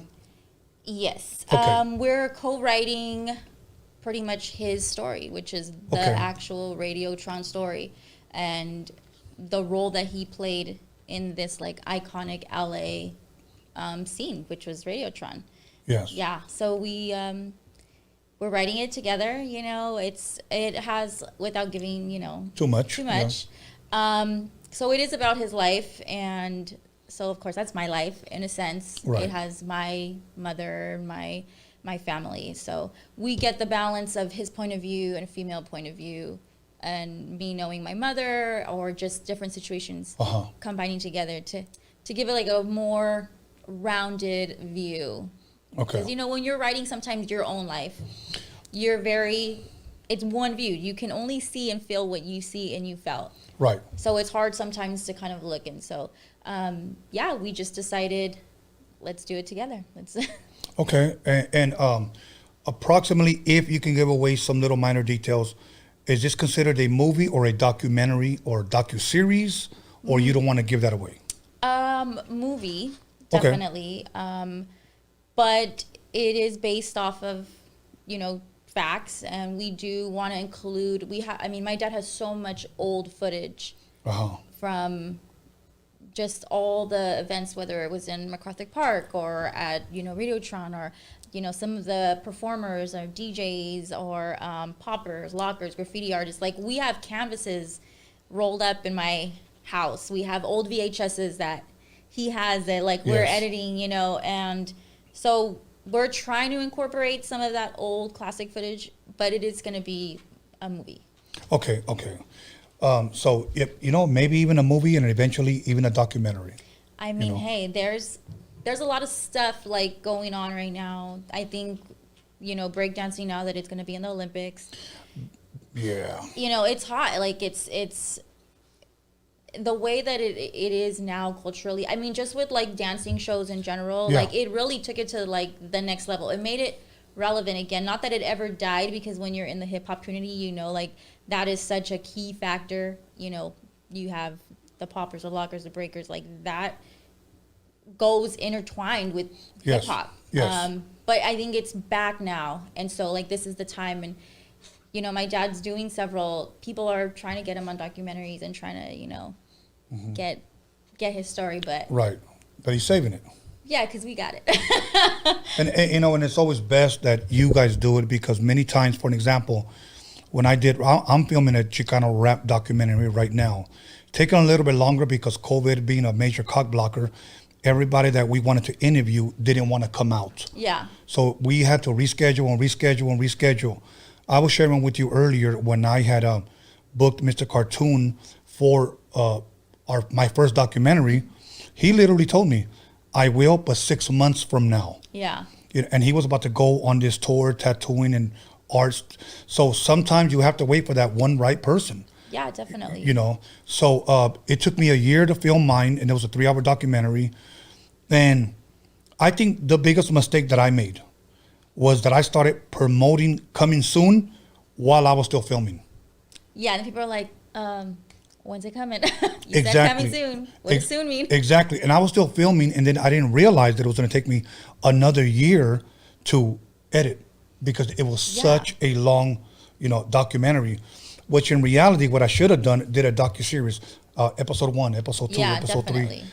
That's what I should have done, but I didn't know the filming business. You know, I didn't know what little I know now, because I reached out to people that film for Dre, that have done documentaries on HBO and Showtime now. And they tell me they just don't want one, bro. They want content. Yeah, exactly. You know? If you're gonna go to them, they don't want you to just give them, I have this they want to see from the beginning to the end, like what a little breakdown of each episode that you're gonna bring to the table, and what the whole collective's gonna look like. Yeah. And because your father loved the youth so much and opened up this, if I can call it a youth center, where everybody came, learn how to break, or just practice how to pop, graffiti, all the elements of hip hop were in that one place. that, and then eventually ended up touching the whole world. The whole world ended up finding out about Radiatron through the movies like Breaking 1, Breaking 2, etc. And then it was heartbreaking when he shared that he believed that Breaking 2 story was stolen from him. You know, how do you feel about that? Would you, you know, because I know sometimes we could say, Dad, I think you might be stretching it, or do you believe that it was true? I think he believes it's true, and since like that's not my story to tell, Of course, I can't like say what he feels is incorrect. But of course, I mean, I do see like this is one center out of a lifetime of centers that I've, you know, been able to be a part of. Now I can say that. When I was little, I was like, oh God, again, another one. Like, you know, I want to just be normal. Like, you know, there I was doing sculpting and photography and acting and dancing and Aztec drum beating. And so, like, we were just so in it and didn't appreciate what I was being exposed to as a kid. Now, looking back, I'm like, people are like, oh my God, you're so lucky. Like, I wish, you know, my dad was encouraging like that, or I wish I had parents that, you know, would let me be self-expressive at a young age, or, you know, any time I want to do something like my dad's like. If I said, Dad, I want to join the circus, he's like, cool, like, what do you need? Right. Like, I need a bear, I need a lion. Yeah, and he'll go and find it. Or he'll know somebody, he'll make a phone call, and they'll be like, a little tiny bear and a lion. You know, like, anything's possible. Like, he is that man. Like, that is like, I mean, not to sound corny, like, you know, like you say, like, your parents have superpowers. Like, my dad has this power to, like, make things happen that seem impossible with, like, zero anything. And you know what? I think to a certain extent, I can say that about myself, because there's people that I have been wanting to meet throughout my life. And believe it or not, I end up meeting them in some of the oddest places. Sometimes I called an office one time and I was talking to this one person, and I won't mention his name because it's kind of embarrassing. Yeah, I want to talk to so-and-so about this company, blah, blah, blah, blah, blah, blah. Oh, okay, cool. And this person was really cool. And then I finally said, who is it, if you don't mind? And it was that one person. And I was like, bro, you don't know what this means to me. And he started laughing. He goes, well, nice to meet you. I don't know if I ever see you again or ever meet you, but I'm glad we met over the phone. But I've had those encounters, you know, or sometimes one thing that I've learned is, and it hurts me to even say this, but I read this from Steve Jobs, is the power of asking. Yeah. When sometimes you may need to put your ego, your pride aside and say, can you help me? Oh, definitely. I need help. Yeah. I was one of those guys, nope, I'm going to do it by my damn self. Yeah. You know, and sometimes you just say, I can't reach that person, so I got to call Ashley. Can you help me connect with that one person? Yeah. So that's what helped put all of this that I'm doing now together. And it's, I don't charge anybody. Nobody signs waivers here. All it is just to help, to promote, and to push, especially our Raza. Yeah, definitely. You know, we don't have a lot of platforms like this. And if there is, a lot of them might not be getting recognized. Oh, 1,000. You know? I think, I mean, because I started my podcast during COVID, I'm Latina. Yes. Like I said, I was born and raised in East Los Angeles. Mm-hmm. I speak crap Spanish, even though my dad's fluent in Spanish. Yeah. People look at me and they can't believe that I'm from East LA. I'm like not Chicana enough for the Chicanas, but I'm like not Mexican enough for the Mexican. Like, I feel like the community, like our community. Yes. They don't know where to put me. So sometimes I don't get the support from my own community just because I don't fit a stereotype of what they feel like a Chicana or somebody from where I'm from should be like.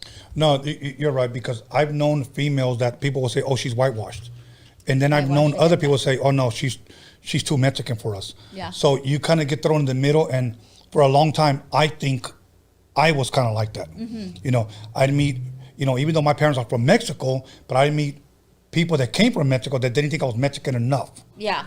You know, so I'm like, okay, what the fuck am I then?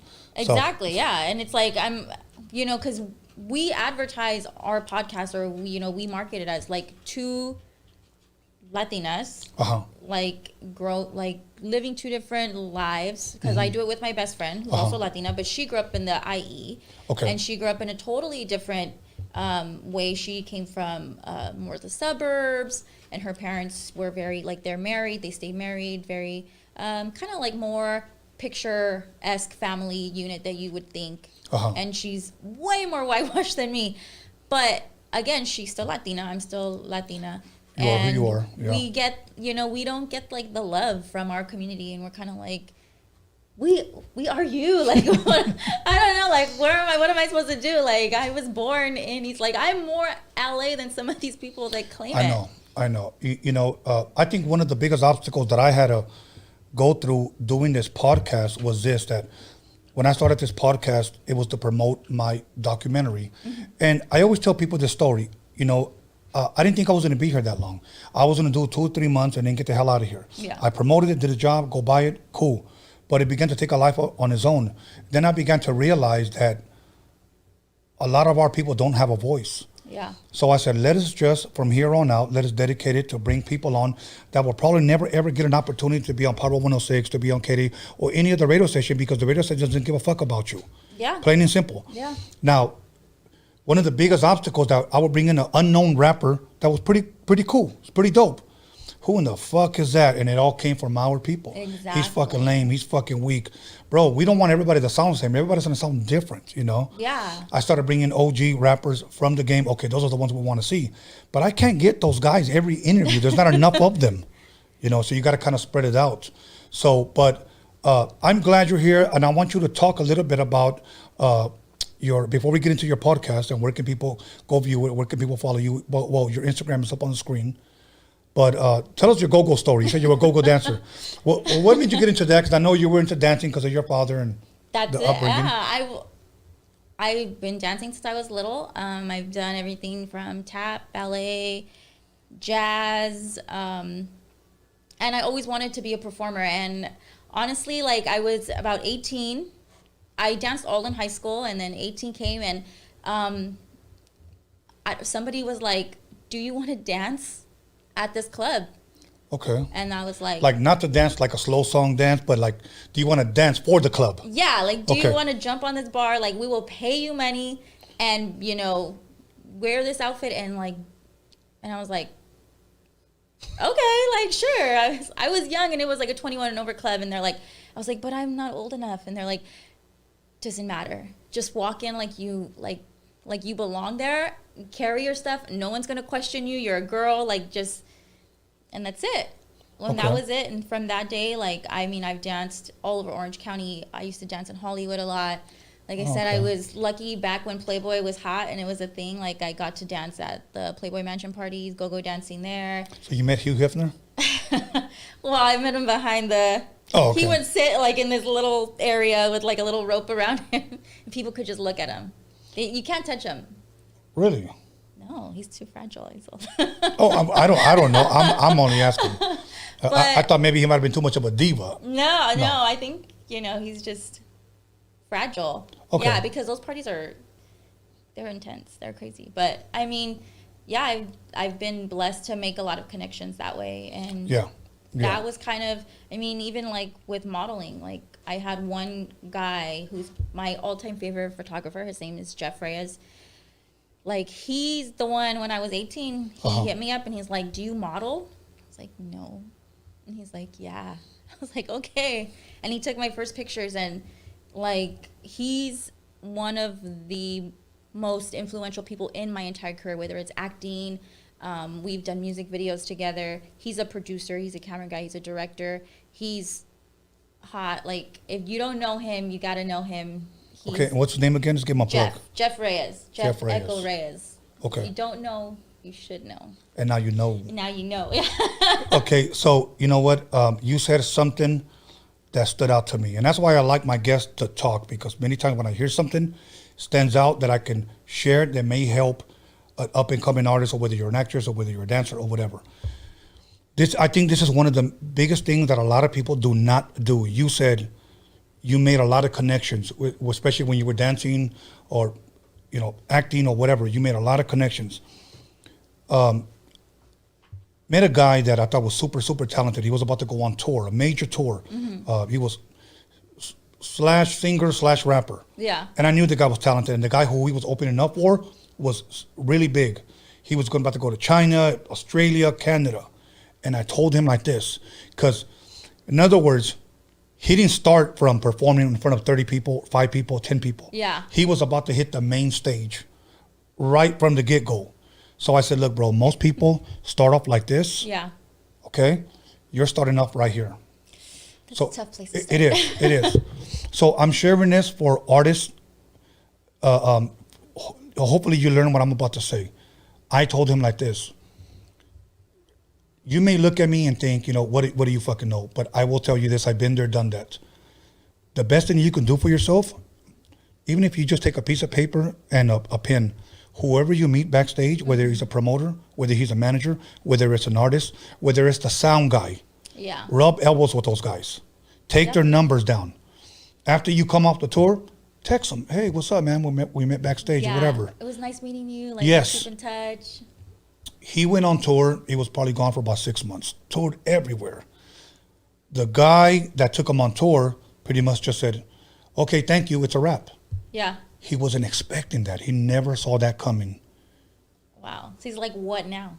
That's exactly what Yeah. he said, okay? He hits me up and he says, you were fucking right. Mm-hmm. He goes, you were fucking right. And I said, tell me. And he said, man, I didn't make not one fucking connection.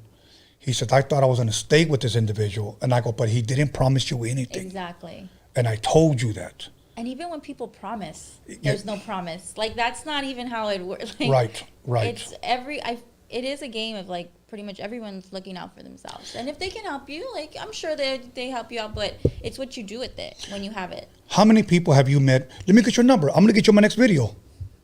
Yeah. I'm going to get you in the movie. Don't worry. We're going to connect. We're going to talk. We're going to have lunch, and then we'll make it happen. Yeah, definitely. How many of those have you had and nothing ever happened? Oh, I get a lot of, oh, hey, I have a project. You want to, like, go dinner or something? Like, no. But, like with me, I like your shit. Give me your number. Like we used to go to these clubs. Oh, we're just going to go network. Okay? Yeah. No, everybody's going there to get fucking drunk. Nobody talks to nobody. It was supposed to be networking. Yeah. But all we would do is, I got this album coming out in March. And I just, Death Row wants to sign me. And it turned out to be a bragging and who got the most drunk and whatever. Yeah. But nothing ever came out of that. Make sure that when you finally do shows or when you're finally up on stage and you meet someone, connect with them. Oh, definitely. Yeah. And building relationships is super important. Like, I don't know if you saw this on my Instagram, and I just want to quote it really quick. And honestly, this I learned. Rules that I live by. Number 1, you never get a second chance to make a first impression. I'm going to repeat that again for a lot of you guys. You never get a second chance to make a first impression. Number 2, your approach is everything. Many people come to me with a sense of entitlement. Yeah. Why haven't you fucking interviewed me? And I'm like, in my mind, bro, you already fucked yourself. I'm not. Yeah. Approach is everything. The third one, you only go as far as your attitude. I've known some talented people, whether they were actors or whether they were rappers or whether they were singers, but people couldn't fucking stand them. Oh, yeah. I mean, people that are super funny, and then I meet them in person, they're so obnoxious, and it's like, oh my God. Like, and then I can't even watch their stuff because all I remember is they're like drunk, obnoxious. Yeah. It's nothing what they appeared on, I guess, on the screen. Yeah. Yeah. I know. I met a lot of fucking people like that. I had one big actor, like, we were at a club, and I'm sitting at the bar like this, and I'm just drinking. I didn't want to be there, but I was accompanying my friend. And I'm taking a couple of shots, and I see this one guy looking at me, and he was looking at me in some type of way where I thought, like, is this guy trying to, like, check me out or some shit? Yeah. So he comes up to me, goes, hey, how you doing? And I was like, hey, what's up, man? He goes, hey, do you know who I am? And I was like, yeah, I know who you are. And this was late 90s. And he looked like he was, like, dressed like for that TV show Miami Vice. Yeah. Like he was wearing some old-ass fucking clothes. And I knew it wasn't back in style, so I knew that was his original clothes. So he just says, can you buy me a drink? Like, that's what he said. Yeah, can you buy me a drink? And I looked at him and I was like, man, you should be buying me a drink. Like, I don't hold back. Yeah. You should be buying me a drink. And he was like, yeah, but you know what? And I said, I'll tell you what. I'll buy you one drink. We're good. So I bought him a shot. It was a whiskey shot, and he walked away. I'll tell you who it was. I'll tell you who it was after. No, it's like that though. It's big name. Yeah, it's ego. It's like Yeah. so much ego out there, and some like, I mean, I can't say names, but yeah, like you see people that are on Instagram, they're like Instagram famous. You meet them, and it's like ego. Like they're just talking about themselves in the third person. They're, and it's like, especially the third person part. Watch out for those. Exactly. Okay, so let's talk a little bit about what is your podcast about. I know you have a podcast. What's it called, first of all? It's called Adulting in the Wild. Adulting in the Wild, not Man versus Wild. No, but Adulting in the Wild. And it has nothing to do with porn or the adult industry. People always ask us that. Okay. Like, what is that? Like, yes, I guess we're two beautiful girls, and we're not in the industry. Not in that industry, and that's not what our podcast is about. But it's actually the opposite. We're adulting, doing grown-up everyday stuff in the wild, which is the everyday world that we live in. Like, okay, so you guys call the wild, if you will, the world. Yeah. Okay, like what kind of guests, or what do you ask, for an example? Like, give us a picture of what it's like. So, I mean, the whole concept of our podcast is, and what we're trying to grow it to be, is a podcast / mini YouTube series. Okay. So we do our regular day-to-day catch up with each other, talk about our lives, what we're going through. We talk about things like we said about how it is. My best friend of 14 years, she's never been married. I'm divorced. She doesn't have kids. I have 2 kids. So we have 2 different perspectives. We grew up different. Okay. So it's 2 different perspectives of women in their 30s trying to just figure it out and going through everyday struggles that you do as a single mom or as somebody who, maybe wants to have kids or doesn't know if they want to have kids. Like, okay. That's pretty much the basis. But then we try to, do the fun stuff because we're fun and we like to have a good time. So we, invite our friends or people that we know, and we do we took a self-defense class with one of our friends who owns a martial arts academy, and he taught us some self-defense stuff. One of our other friends who is a burlesque dancer. What was that? She's a burlesque dancer. I don't know. Fill us in, please. Burlesque, like Dita Von Teese, like old classic, taking off the glove. Oh, okay, yeah. Okay. All right. And so she taught us, a little bit about that. And a lot of them are, Latinos, Hispanic. And so we're also supporting their businesses and their talents. Dope. And, we just did, an episode with our friend. He's a DJ. He used to DJ for Power 106. Like, he's awesome. His name is Saif. So shout out to him because he's awesome. Okay. And he taught us how to DJ, like old school kind of stretching. And so we do things that we enjoy doing. We have like little mini interviews, and then we create little offs. So it's always different. Always different, yeah. Okay, that's awesome. So what is the page called on YouTube again? It's called Adulting in the Wild Podcast. Adulting in the Wild Podcast. Look it up, subscribe, follow, support them. Comment, like, dislike, do whatever the fuck you guys want, but make sure you guys follow, support. Okay, and how long have you guys been doing that now? You know what? We started in quarantine. Okay. I built a little studio in my garage, and we've been doing it. We have maybe 20 episodes. We're, now that everything's open, we're booking. She's a makeup artist, so she books, and then I book separately. So trying to find the time to do it is difficult, in general. But yeah, you can catch, we throw out episodes. We try to have a couple episodes out every month. Okay. Whether it's us talking, and we're currently moving into iTunes. So now you can not only see us, you can hear us. Hear us, okay. Yeah. And is this live or is it all pre-recorded? They're pre-recorded. Okay. Occasionally we will do live. Okay. It just depends on, we kind of like to talk with our subscribers, see what they like, if they're like, oh, we enjoyed your live, okay, then we'll go, we'll try to do a live. But usually it's pre-recorded just because our schedules are so opposite. It's just easy when we find the time to get it done. And then I do all the editing, everything myself. Really? Yeah. That's dope. That's dope. Now, back really quick to your dad's story, whom you're helping them, I guess, co-write. Yeah. When, if possible, because I don't know if you guys have even started, or when can people expect that to possibly drop maybe 2022, 2023 I maybe? mean, we write nonstop. Like, we've had several rewrites. Like, I think we're like on 12 right now. So, I mean, we're in the process. Like, it's down on paper. Now it's the fine tuning. And now it's, you know, finding the right people or people who want to be a part of it, because it's an important story to be told. And there's so many people that came from there. Yes. So we want to, of course, incorporate them and be like, this is what we're doing. Like, give them the opportunity to want to be a part of it and make it, you know, be what it really could be, which is our story. Like, when you think of hip hop, like, we don't have a like as like Latinos in hip hop, like, where's our story about hip hop? Because we're a major factor in the hip hop community, but we don't really have anything out there. We don't have nothing out there that showcases us and what we brought to it. And Radiotron is that. It's like ran by a Latino, and the backing of my grandma who worked there, and my mom who's a Latina, and a lot of the people that were involved. Like, we are part of hip hop too. Like, we're a big part. Yes. At least in my opinion, I'm going to say, and this is just my opinion. I went to the Bronx to go see where DJ Kool Herc DJ'd the first, if you will, what they would call the hip hop party, or what they stamped as the hip hop party. I think it was August 11, 1973. Okay.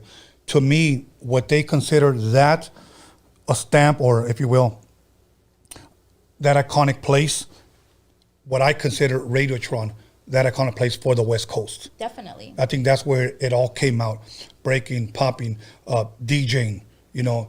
And if you had an opportunity to go, you were blessed because you saw something that was only there for a short time, but yet it's still here. Yo, it's so, and I mean, I was lucky, you know, we were able to host this past anniversary, me and my co-host, and be a part of it, because, I mean, it is kind of my life. Like, after Radiotron, like I said, there was so many other centers that came, and I was alive to be a part of those. Yeah. But, you know, this was pre-me, like, you know, before I was born. My eldest brother was the one that got to experience it. But now to be able to be a part of it and see what it means to the community, and how many people felt so honored just to perform, to be asked to perform, to come and represent, and be able to say, like, they were a part of Radiotron in some sense. Like, it was amazing. And, you know, I feel definitely feel blessed.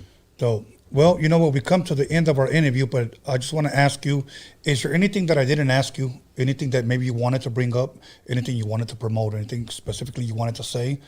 I always like to ask that question in case I forget, because a lot of people don't realize that when you're speaking, I'm already thinking about my next question. Yeah. So that's why I ask. No, definitely just keep a lookout for us and our podcast. We're growing it. You know, support. We are two Latinas in the community. Just because we don't maybe look like what you think you are, what you think we should, we're still part of the team, you know? Absolutely. And we still represent, like, we still want to promote our community.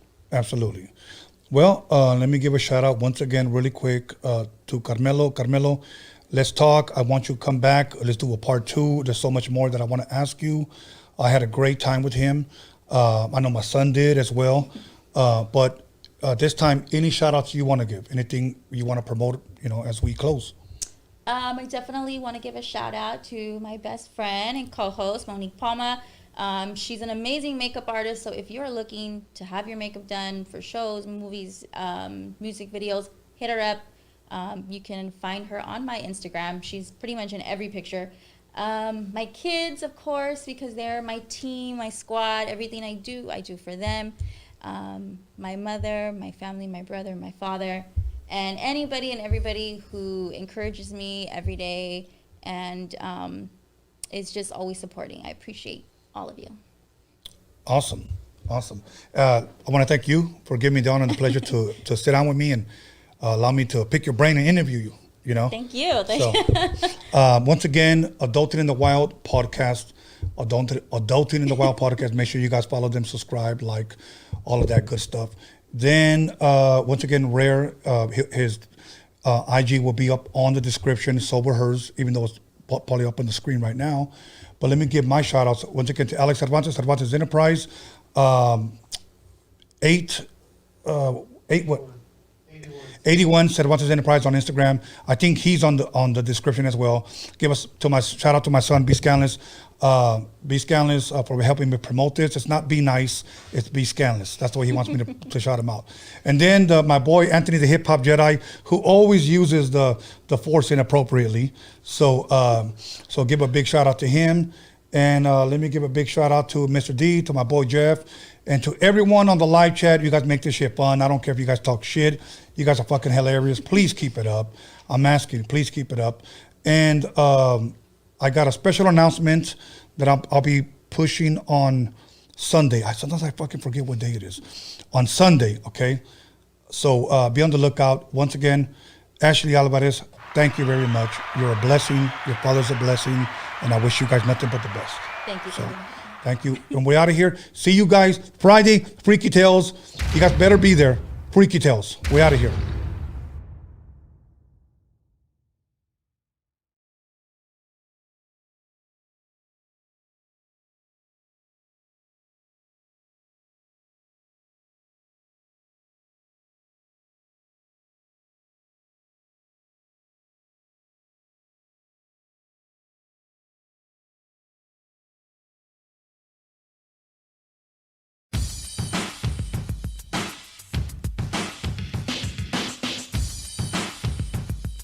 You got it locked on Roadium Radio.